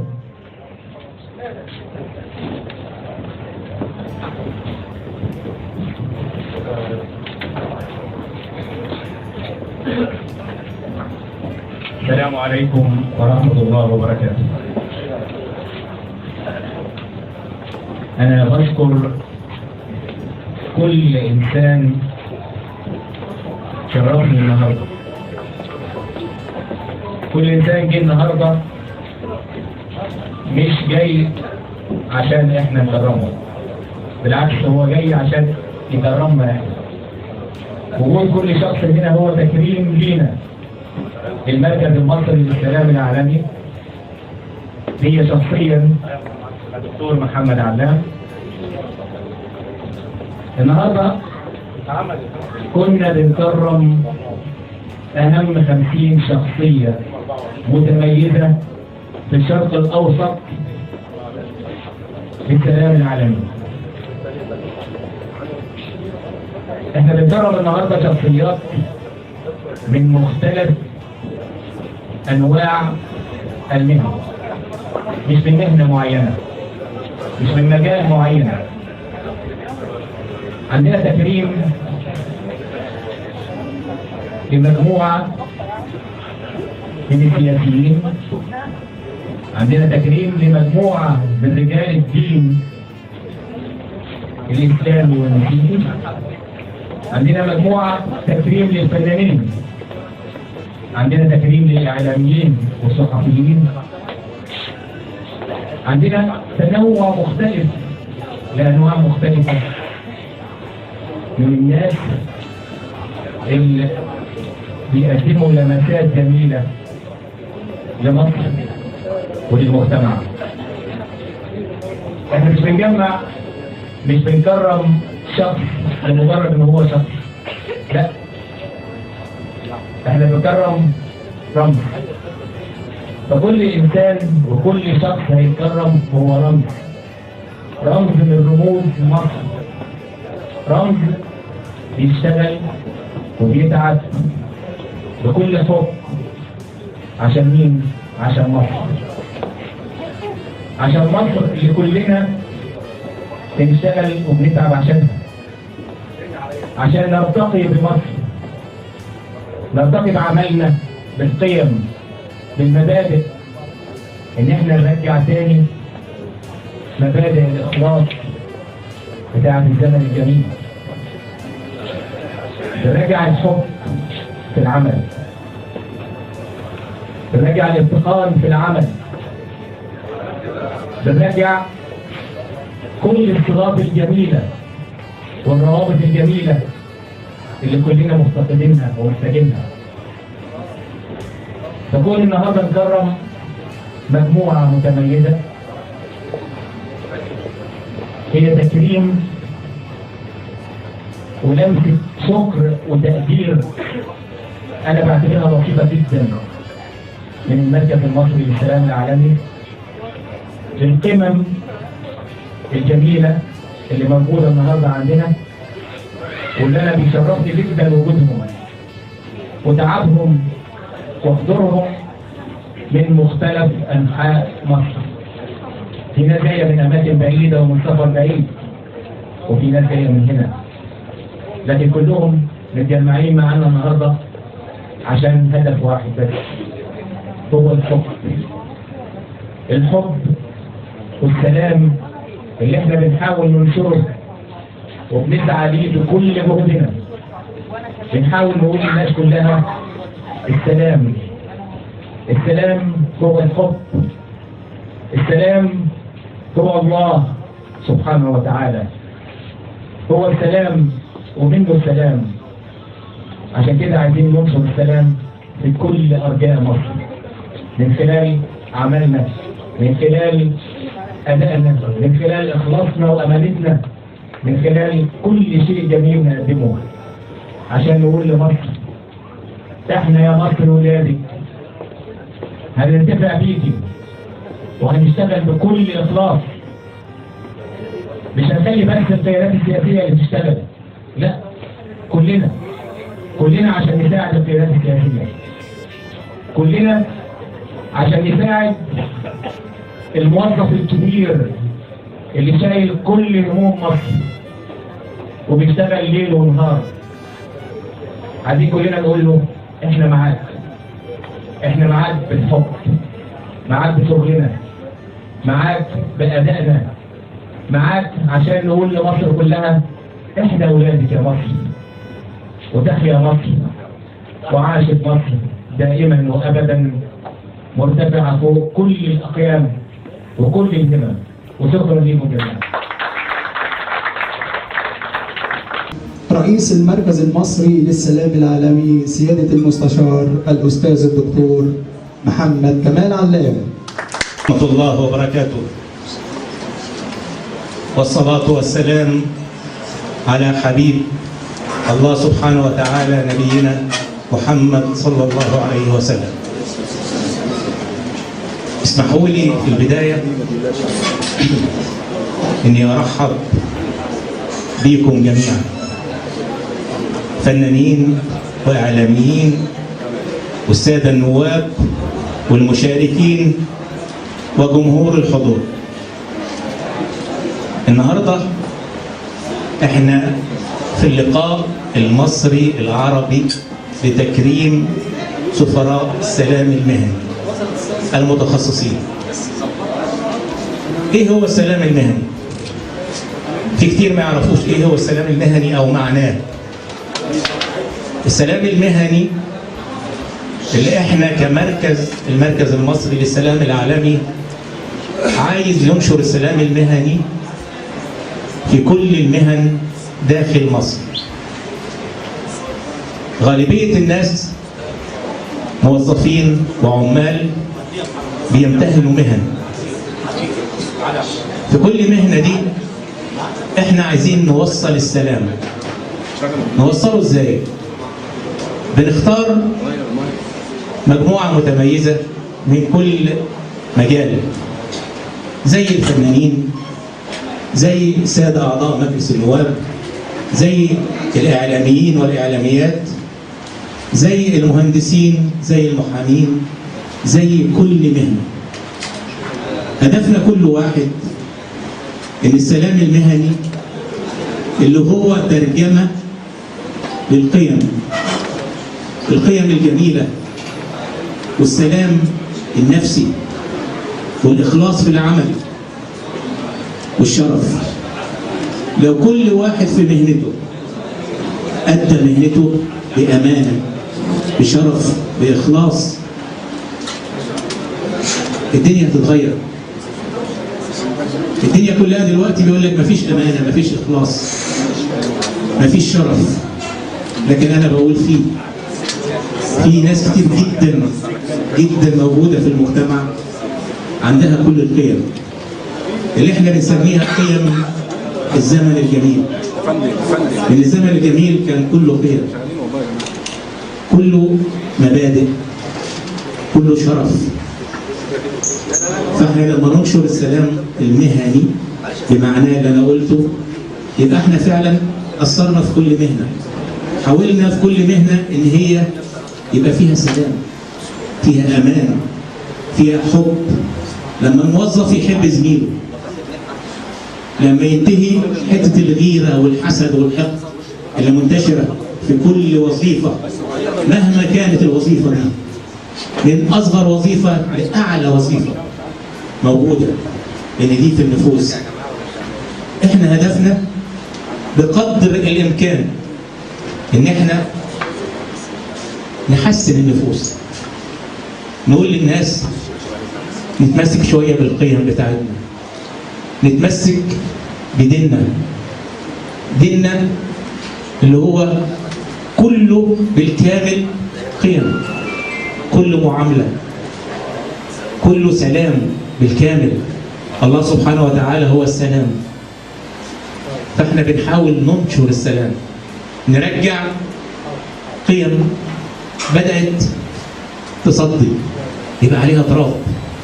عايزين نمسح التراب، عايزين تلمع تاني، عايزين الناس تبقى سعيدة، يبقى عندها حب. لما أقول للإعلامي أنت سفير سلام مهني، الإعلامي ده هو وسيلة مستمرة ومباشرة ومواجهة لكل الأسر، لكل الناس اللي قاعدين في أماكنهم. لما الإعلامي ده هيأدي برامجه وإعداده بحب بسلام بقيم، هتوصل. لما الفنان يقدم عمله بنفس القيم دي هتوصل، لأن كل دول عوامل مؤثرة في المجتمع. احنا كأسر موجودة مصرية اتأثرنا احنا وأولادنا بالأفلام، أفلام الزمن الجميل، أفلام الأبيض والأسود اللي هي للأسف مش عارفين نكررها تاني. كلها كانت مواضيع هادفة، قيم هادفة، موضوع هادف في كل المجالات، وفنانينا العظام أدوا كل العمل ده. عشان كده احنا النهارده بنكرم رموز منهم، رموز شامخة، أنا بعتبرها شامخة جدا ومضيئة جدا، وكلها شعلة مضيئة. مفيش حد هيفكر ان هو يضيف ليهم اي ضوء، لا، لان هم اللي بيضيفوا لكل الوطن العربي. اي قناة في وطن عربي، اي مسؤول، اي جهة كانت تتمنى حديث صغير مع فنانة من الفنانات بتوعها. انا برحب بكم جميعا وبقول لكم اهلا وسهلا بكم، واتمنى ان انتم دايما تكونوا سفراء للسلام في كل مهنة وفي كل مجال، سفراء في البيت، سفراء في الشارع، سفراء في التعاملات، سفراء في كل مكان. واشكركم جميعا واهلا وسهلا بكم.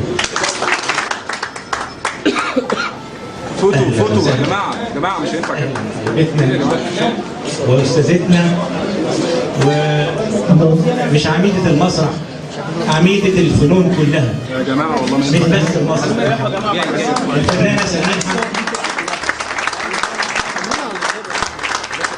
من الرواد في الفن، من وقت تخرجها من المعهد العالي للفنون المسرحية سنة 64 أعتقد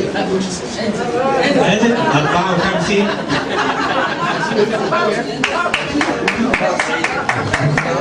وهي كانت من أنشط الفنانين في المسرح، بحيث إن هي وصلت إلى مديرة المسرح الحديث، وبعدين مديرة المسرح القومي، وبعدين بقت عميدة المسرح العربي. فأعمالها وتاريخها ما يتعدش، ما نقدرش نتكلم فيه. أفلام، مسرحيات، إذاعة، كل مجال من مجالات الفن كانت هي دايما متألقة فيه. فأنا بحييها وبشكرها إن هي جت، لأن هي قدامكم كلكم هي حبيبتي جدا وبعزها جدا جدا، واللي عايز يغير بقى هو فاضي مش دعوة.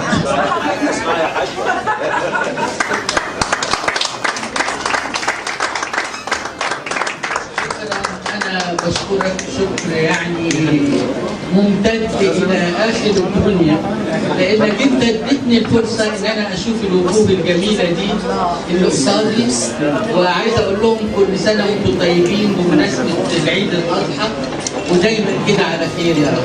شكرا.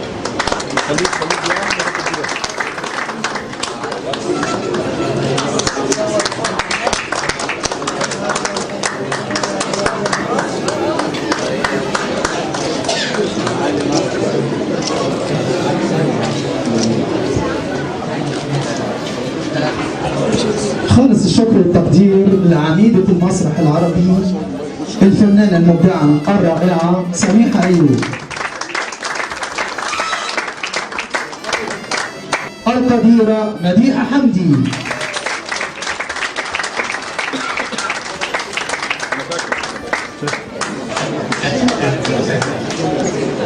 الفنانة مديحة حمدي هي عودة الروح بالنسبة لي، فنانة عظيمة، شريكها كبير، كانت ملقبة دائما بعفريتة العيلة، لأن هي كانت من صغرها بتقلد كل الفنانين، كان عندها مقدرة كبيرة جدا جدا على التقليد، فكان كل مناسبة للعائلة تيجي هي ويقولوا لها ورينا. فنانة عظيمة جدا جدا، ويمكن نفتكر كلنا أول أعمالها اللي هي ظهرت فيها لينا كلنا، وهي مسرحية السكرتير الفني مع الفنان المرحوم فؤاد المهندس. وبدأت من بعدها التألق الكبير في أفلام مسرحيات، أعمال دينية قوية جدا جدا اشتهرت بيها وساعدت بيها إن هي توصل كداعية إسلامية أهدافها للمجتمع. فأنا برحب بيها جدا جدا، وبرضه بقول لها عودة الروح إن هي برضه حبيبتي. السلام عليكم ورحمة الله وبركاته، كل سنة وانتم طيبين. أنا بشكر الدكتور محمد كمال علام على هذه الدعوة الجميلة، ولازم أشكر المدام في نفس الوقت لأنه كان نفس الصوت ونفس المكالمة. بشكر حضرتك على هذه الدعوة. بشكر الحاضر الغائب الدكتور الأستاذ محمد بشر برضه لأنه أحد الأسباب الجميلة إن احنا النهارده موجود يا فندم. موجود. طيب. السلام، الحمد لله والشكر لله. هذه الرحلة ما كانتش هتبقى بالشكل ده لو لم أكن يعني على سلام كامل مع ربي، مع نفسي، مع زمايلي، مع أحبابي، مع أصدقائي، مع كل الناس الحلوة الموجودين دول. كل سنة وانتم طيبين. متشكرة على التقدير ده جدا.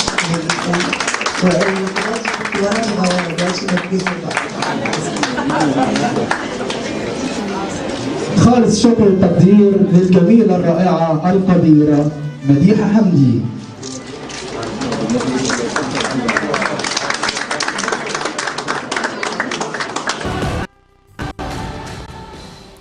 مساء الخير مشاهدينا في كل مكان، اهلا بيكم في حلقه جديده من برنامج احضان البيوت.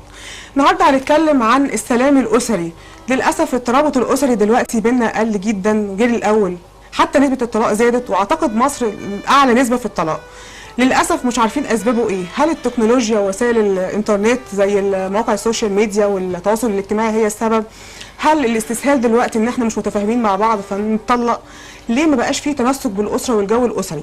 كل ده هيرد عليه النهارده ضيفي وضيف حضراتكم النهارده المستشار استاذ دكتور محمد كمال علام، رئيس المركز المصري للسلام العالمي وحقوق الانسان. اهلا بيك يا دكتور، منورنا. اهلا بيك. اهلا بيك. موضوع حلقتنا النهارده ناس كتير كنت بتكلم معاهم امبارح مستنيين الحلقه دي بالذات عشان بنتكلم عن السلام الاسري. مفهوم السلام الاسري يا دكتور والترابط الاسري اتغير عن زمان، من وجهه نظر حضرتك ليه يا دكتور؟ جيل عن جيل بيختلف. الحاجات اللي احنا في الجيل ده بنعاصرها والشباب بيعاصروها غير الجيل اللي قبله. القيم بدأت تتضاءل، زي ما بنقول ايه، الزمن الجميل ما بقاش جميل، بقى اقل جمالا يعني، او باصبح يعني خلينا نقول ايه، اصبح قبيح بمعنى اصح. فالقيم بتاعته كانت عايشه مع كل الافراد اللي كانوا في الاسره. دلوقتي الاسر الجديده كلها يعني خلينا نقول غالبيتها بدأت حياتها من غير القيم دي، بدأت حياتها بسرعة مع عصر السوشيال ميديا والإنترنت اللي بقى في حياتنا في كل مكان. أصبح هو اللي مسيطر على الجزئية دي، وأصبح هو اللي بيشغل الحياة، بيشغل الراجل وبيشغل الست وبيشغل الأم. كلنا في بيوتنا ماسكين موبايلاتنا يا دكتور، مع الأسف على الفيسبوك أو بنتصفح على النت حتى. بالظبط. يمكن الفترة اللي الناس بتقعد فيها لما إيه بيتقطع النت. صح مظبوط. أو الكهرباء تقطع. بس هو ده اللي بيحصل. فالمفاهيم نفسها اتغيرت من الاول دلوقتي حسب نمط الحياه اللي احنا عايشينه. الحياه اللي احنا ماشيينها الحياه اللي هي ايه، اللي خلينا نقول ايه، تكاويه سريعه. فاصبحت العلاقات والزيجات سريعه، الطلاق بقى سريع، الانفصال بقى سريع. دلوقتي غالبيه الناس لما تشوفيها او غالبيه الستات لما تكلمي معاها تقول لك انا منفصله. يعني ايه منفصله؟ انا اتطلقت. طب يعني مثلا ما فيش ست متجوزه خلاص وقاعده كله متطلق، بقت العمليه صعبه شويه. فطبعا ليها اسباب كتير جدا وامور كتير جدا ان شاء الله هنشرحها واحنا قاعدين مع بعض. طب وجهه نظر حضرتك يا دكتور، ليه دلوقتي برضو هل النت هو الوحيد السبب؟ يعني هل الفيسبوك والتواصل الاجتماعي هو ده الوحيد السبب، ولا الصمت الاسري ده ناتج عن ايه يا دكتور؟ لا مش هو السبب الرئيسي، مش هو السبب الرئيسي. السبب الرئيسي ايه؟ خليني اقول لك يعني العمليه بتبدا ازاي. الراجل او الست اول ما بيتجوزوا حياه جميله وورديه، حياه ناعمه، شهر عسل ومستمتعين، الى ان تبدا الحمل. تبدا الحمل طبعا لسه حامل، فرحانين جدا وهو فرحان جدا، الزوج بها جدا جدا جدا، لحد الولاده. هنا النقطه دي، نقطه الولاده، هنا الاختلاف التام في حياه اي ست. ليه؟ بدا في شريك للزوج نفسه، منافس. ما هو ابنه يا دكتور او بنته. هو ابنه بس منافس، اصبح بياخد الوقت كله. الست بطبيعتها دايما، انت عارف الاطفال طول الليل صاحيين، نومهم ملخبط، وطبعا الست مش قادره تنام. بتيجي بعد كده خصوصا كمان لو بتشتغل، بتيجي انها مش قادره، بتتعب. الزوج طبعا متطلباته هتقل. طبعا هو ابنه او بنته وحاجه حلوه، بس ايه، تدريجيا بيحس ان هو بقى لوحده، بقى ان هو وحيد. الطفل او الجه هو اللي خد كل حاجه، هو اصبح متطلباته. يعني لا، انا لو عايزها، معلش انت شايفني انا تعبانه بايه؟ اصل عايز ينام، اصل عايز يرضع، الحاجات دي كلها ليها تاثيرها. من هنا بتبدا بعد كده نقطه عايز اقول ايه، التباعد. التباعد هو مش يعني ايه، مش مقصود، تباعد طبيعي بيحصل. لكن هنا حسب مفهوم بقى الراجل نفسه واستيعابه للنقطه دي، ان هي اللي فيه ده بمزاجها ولا غصب عنها. هي لدرجه ان في منهم احيانا يفتكر ان انت بتتعمدي كده، انت بتتعمدي انك تكوني تعبانه، انت بتتعمدي ان انت تتحججي بكده. بتختلف. هي نفسها يعني، ما هي بتحبه وعايزه تعيش معاه، وعايزه برضه يعني ايه، تاخد راحتها معاه، وفعلا امورهم الزوجيه عايزه تعيش فيها. وممكن الحب يموت اصلا بعد الجواز، زي ما الناس بتقول لو دخل المأذون من باب هرب الحب من الشباك. والله هو في مقوله بتقول كده يا دكتور. بيتقال، بس بتختلف برضه. في حب بيزيد بعد الجواز، ما بيكونوش اساسا بيحبوا بعض خالص وما يعرفوش بعض، جواز صالونات. ويتجوزوا، تبدا من العشره الحب يبدا. انا عايز اقول بقى، هي مش العشره بس، العشره والمسؤوليه. الراجل لما بيحس بمسؤوليه البيت بتاعه والكيان بتاعه ومملكته، والست اللي معاه، حاجه من الاثنين، يا يستوعبهم ويتحملهم ويبدا يمشي الامور ويحاول يصلح في الامور بشكل جميل جدا، يا اما مش هيقدر، هيهرب من المسؤوليه دي. هيهرب بقى ازاي؟ يا يروح لواحده تانية يا ينفصل. بس انا شايف حضرتك بتوجه الاتهام للست المتجوزه، هي تبقى سبب الخراب البيت. لا، انا قلت لك هي مش قصده، بس مش هي السبب. ممكن تكون حتى ما فيش اطفال، او في وجود اطفال بينهم والاطفال كبروا، احنا بندي التطوع، احنا لسه ما جيناش للنقطه دي اللي هو لما يكبروا، واخد بالك؟ فهنا النمط نفسه بيختلف كمان حسب نوع الست ونوع الراجل. انا مش عايز اقول الست بس والراجل بس، لا، هم انواع الست. في ست ممكن العشريه اللي هي تحب بيتها وتصوم بيتها، وبرضه مستوعبه جوزها قوي، ومش مدياله فرصه كمان حتى ان هو يعني يفكر ان حاجه ناقصاه، اذا كان من ناحيه واجباتها تجاهه، او من ناحيه البيت او نظافه البيت او الاكل او حاجات من دي، فبترضيه في كل حاجه. في راجل ما بيبناش عينه حاجه، مهما تعمل له هو لا انت ما بتعمليش حاجه، ودايما ينتقص من اللي هي بتعمله. طبعا هي مهما اي ست نفسها برضه تحس يعني بكلمه حلوه. ما هو يعني ايه، مش الكلمه الحلوه هديه، مش شرط. الكلمه نفسها لو اتقالت ليها، لو يعني ايه، الست بتاعتي بتعمل لي حاجه معينه، اكله معينه، وانا كلتها تذوقتها لقيتها حلوه، لما اقول لها تسلم ايدك، انت كده يعني ايه، برضه رفعت رحت معنويه. تعبها طول الوقت اللي واقفه فيه في المطبخ وقاعده بتحضر وبتعمل ومش عارف ايه وبتاع، وفي الاخر تحط الاكل يقعد ياكل ويقوم وينتهي الموضوع. طب انا عملت ايه يا جماعه؟ انا ما عملتش حاجه. لا سيما ان الموضوع ده بالنسبه ليها هي مهمه يوميه. الست مش بتقابلها يوم، دي طول حياتها. مش كل واحده عندها خدامه، مش كل واحده عندها حد بيعمل. تخيلي انت برضو ان الست يوميا لما يكون عندها اسره مطالبه يوميا انها تاكلهم. وابسط امور احيانا بتقول لي اعمل لكم ايه النهارده؟ هي نفسها حد يقول لها حاجه، اعملي انت اللي يعجبك، اللي يريحك. هي نفسها مش عارفه ايه اللي يريحك. كل البيوت المصريه نفس السؤال ونفس الاجابه. شعوب العالم، مصر هي الامان، هي الراحه، هي المتعه، هي الاستجمام، هي كل انواع المزارات اللي تتخيلوها. هتلاقوا السياحه الترفيهيه، هتلاقوا السياحه التاريخيه، هتلاقوا السياحه الدينيه، كل شيء انتم عايزينه موجود في مصر. مصر كبيره جدا وفيها كل المجالات الرائعه اللي ممكن تستمتعوا بيها، وفي نفس الوقت مصر مش غالية، مصر أسعارها بتناسب كل الناس. فأهلا وسهلا بيكم في مصر، وفعلا مصر بتفتح دراعاتها للجميع وتقول إحنا الآمنين، وانتوا تعالوا أهلا وسهلا بيكم آمنين. بناء على إيه تم اختيار سفراء السلام؟ إيه المعايير اللي تم الاختيار عليها؟ معايير اختيار سفراء السلام، أول حاجة الأعمال اللي بيعملوها، نشاطهم، تفاعلهم مع المجتمع، الأنشطة اللي دخلوا فيها، الأعمال اللي قدموها، المشاركات اللي شاركوا بيها. هي دي المعايير الأساسية عندنا، بحيث إن كل واحد من دول بيجينا عنه CV كامل، مش بس CV مجرد كتابة، لا، مدعم بالصور والفيديوهات والحاجات دي كلها. بناء عليه احنا بنختار تكريم سفير السلام أو سفير فوق العادة، ده اللي احنا بنمشي بيه. ده بيكون بالنسبة لشخصيات سياسية، فنية، رياضية، ولا شخصيات معينة؟ لا، احنا تعرف كلمة السلام هي شاملة كله، شاملة كل المهن، مش بس زي في فكر الناس ان السلام مجرد السلام بين الدول، السلام بين الحروب. لا لا لا لا، السلام انت كمذيع تعتبر من احسن قنوات للسلام. ليه؟ لانك بتوصل للناس، فانت تقدر باسلوبك وبطريقتك وباعدادك للبرامج بتاعتك انك فعلا تنشر السلام داخل الناس. الطبيب نفس الشيء، المزارع، عامل النظافة، شرطي المرور، كل دول في النهاية بيؤدوا ليه؟ للسلام أو الأمان بمعنى أصح. هو ده يعني كتقييم أي سفير يكون كده، مش في مهنة معينة، لا، وما بيشترطش المؤهل.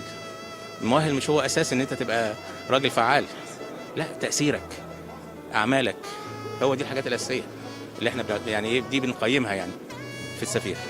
كمان كنا عايزين نعرف من حضرتك ايه ابرز النشاطات اللي هيقوم بيها المركز الفتره اللي جايه، خاصه مع قرب الانتخابات الرئاسيه؟ والله احنا يمكن يوم الحد اللي فات في نفس المكان ده كان عندنا مؤتمر تدعيم وتأييد الرئيس عبد الفتاح السيسي، وحضر مجموعه كبيره جدا من احزاب مصر واعضاء مجلس الشعب، وكان عندنا ممثلين من رئاسه الجمهوريه كانوا موجودين، والحقيقه كان مؤتمر ناجح جدا جدا. كلنا كنا جايين نقول احنا ليه عايزين الرئيس عبد الفتاح السيسي.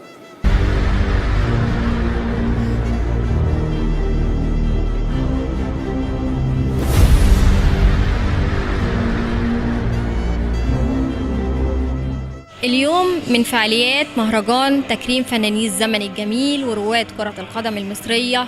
معانا لقاء مع المستشار أستاذ دكتور محمد كمال علام، رئيس المركز المصري للسلام العالمي، بخصوص مبادرة دوائي مصري. حضرتك والمركز من أكبر داعميه لمبادرة دوائي مصري، حضرتك أول من كرمتهم. دوائي مصري، المبادرة دي إيه رأي حضرتك فيها؟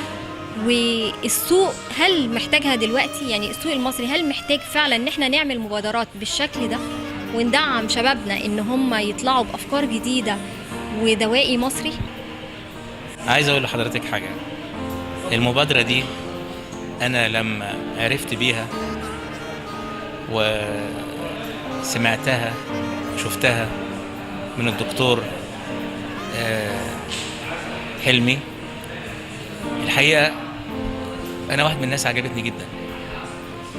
يعني حسيت إن الراجل ده بيعمل حاجة كلنا محتاجينها، وفي وقت الناس كلها بدأت تحس، والإشاعات والفتن والحاجات المغرضة اللي داخلة كتير جدا علينا، اللي هي بتبدأ تكره الناس في المنتج المصري وخاصة في الدواء، عشان يحل محله الدواء الأجنبي اللي هو يعتبر بأضعاف السعر للدواء المصري. المحاولات دي كانت موجودة بشكل قوي جدا ان هي يعني تفشل صناعة الدواء في مصر. فعجبتني مبادرة الدكتور حلمي ان هو بيحيي تاني الشعور الجميل بان الثقة ترجع مرة اخرى في الدواء المصري وفي الصناعة المصرية. وبالفعل يعني انا اصبحت لقيت نفسي من اكتر المؤيدين، لان عجبتني، حسيت ان عمل مخلص بيتقدم فعلا لمصر. وقلت يا ريت كل واحد في كل قطاع ان هو يحاول يقدم يعني ايه لمسة جميلة زي دي. زي ما انا بقول، انا بعتبرها ان دي حاجه من ضمن السلام، حاجه من ضمن السلام. عشان كده يمكن احنا يعني انا واحد من اول الناس كرمت الدكتور حلمي ان هو يكون سفير للسلام، لان دي بتنشر السلام. كوني اعرف الناس وابسط لها واحببها واخلي لها ترجع ثقه تاني في الدواء المصري، دي في حد ذاتها يعني مبادره رائعه. حضرتك عايزين نوجه رسالة للمصريين ونوجه رسالة للمنظومة الصحية في مصر في الوقت اللي احنا فيه ده، نقول لهم ايه؟ نقول لهم كلهم خلي إحساسكم بالضمير الوطني والحس الوطني والشعور بالانتماء للوطن وصناعة الوطن يكون هو الأساس عندكم، لأن الدواء المصري من زمان جدا وأنا أعرف إن هو من أجود أنواع الأدوية من ناحية المكونات ومن ناحية المادة الفعالة وفي نفس الوقت من ناحية السعر. أنا كنت أعرف كتير جدا في الفترات السابقة إن كان بيجي كتير جدا من الدول المختلفة بياخدوا كميات كبيرة جدا من الدواء هنا عشان يستعملوه في بلادهم في الدول العربية، نظرا إن هناك الدواء سعره عالي جدا، رغم إن هناك الدواء هو الدواء الأجنبي، لكن الدواء المصري كانوا واثقين فيه جدا وأنا بياخدوه. لما بدأت يحصل طفرة كبيرة للدواء المصري، طبعا ده مش عاجب كتير قوي من الشركات العالمية، فبدأت تحصل أمور كتير جدا، حاجات دعائية وإعلامية، استخدموا وسائل الإعلام ووسائل التواصل في إن هم يحاولوا إن هم يكسروا صناعة الدواء المصري. لكن المبادرة دي جت بترد الثقة وبتقول للناس لا، دوائي مصري، دوائي مصري. كلمة تتردد لما يقولها كل واحد بحس وطني من عنده ويحس ان هو واثق فعلا من الدواء بتاعه ان هو دواء كويس ودواء ناجح ودواء فعال. وكل واحد يقول للتاني، وكل واحد في مجاله خصوصا في المجالات الصحية والمجالات العلمية ان هم يشجعوا المبادرة دي ويقولوا دايما دايما العبارة الرئيسية اللي عجبتني كلمة دوائي مصري، لأن فعلا عبارة جميلة وإحساس. لما بقول دوائي مصري يعني بحس بمصريتي، بحس إن أنا مصري والدواء بتاعي مصري وبفتخر بيه، وببقى دايما عايز أحس بيه إن هو أعلى حاجة، لأنه مش مجرد كلمة، مش مجرد إن إحنا بنتكلم كده، لا، دواء فعلا كويس. الصناعات عندنا الدوائية كويسة جدا، المكونات كويسة جدا، المادة الفعالة كويسة جدا، السعر رائع. فإيه تاني هيعوزه المواطن؟ فلازم يفتخر بالدواء بتاعه، ولازم الكل يقول الدواء بتاعي مصري عشان يبقى فيه نوع من الاستقرار، خاصة إن في ناس كتير جدا صعب عليها جدا إن هي تحصل على الدواء الأجنبي، نظرا إن هو أضعاف أضعاف أضعاف. وأنا بنفسي يمكن قلتها في حديث قبل كده، يعني مريت بحادث معين أثبت لي فعلا الفرق الكبير بين الدواء المصري والدواء الأجنبي، إن كتير جدا كانوا بيحاولوا يقللوا الكميات اللي موجودة عشان هم يدخلوا الدواء الأجنبي، رغم سعر كان مش عايز أقول لك إنه 100%، لا، كان أكتر من 5000%. تخيل انت سعر اكتر من 5000%، ده يبقى شكله ايه؟ كان كتير قوي. بنشكر حضرتك على اللقاء الجميل ده، وعايزين حضرتك تدعم حملة دوائي مصري وتشجع جموع المصريين كلهم ان هم يشجعوا حملة دوائي مصري، دوائي مصري من اجل صحة المصريين. شكرا يا دكتور. العفو، شكرا لكم جميعا.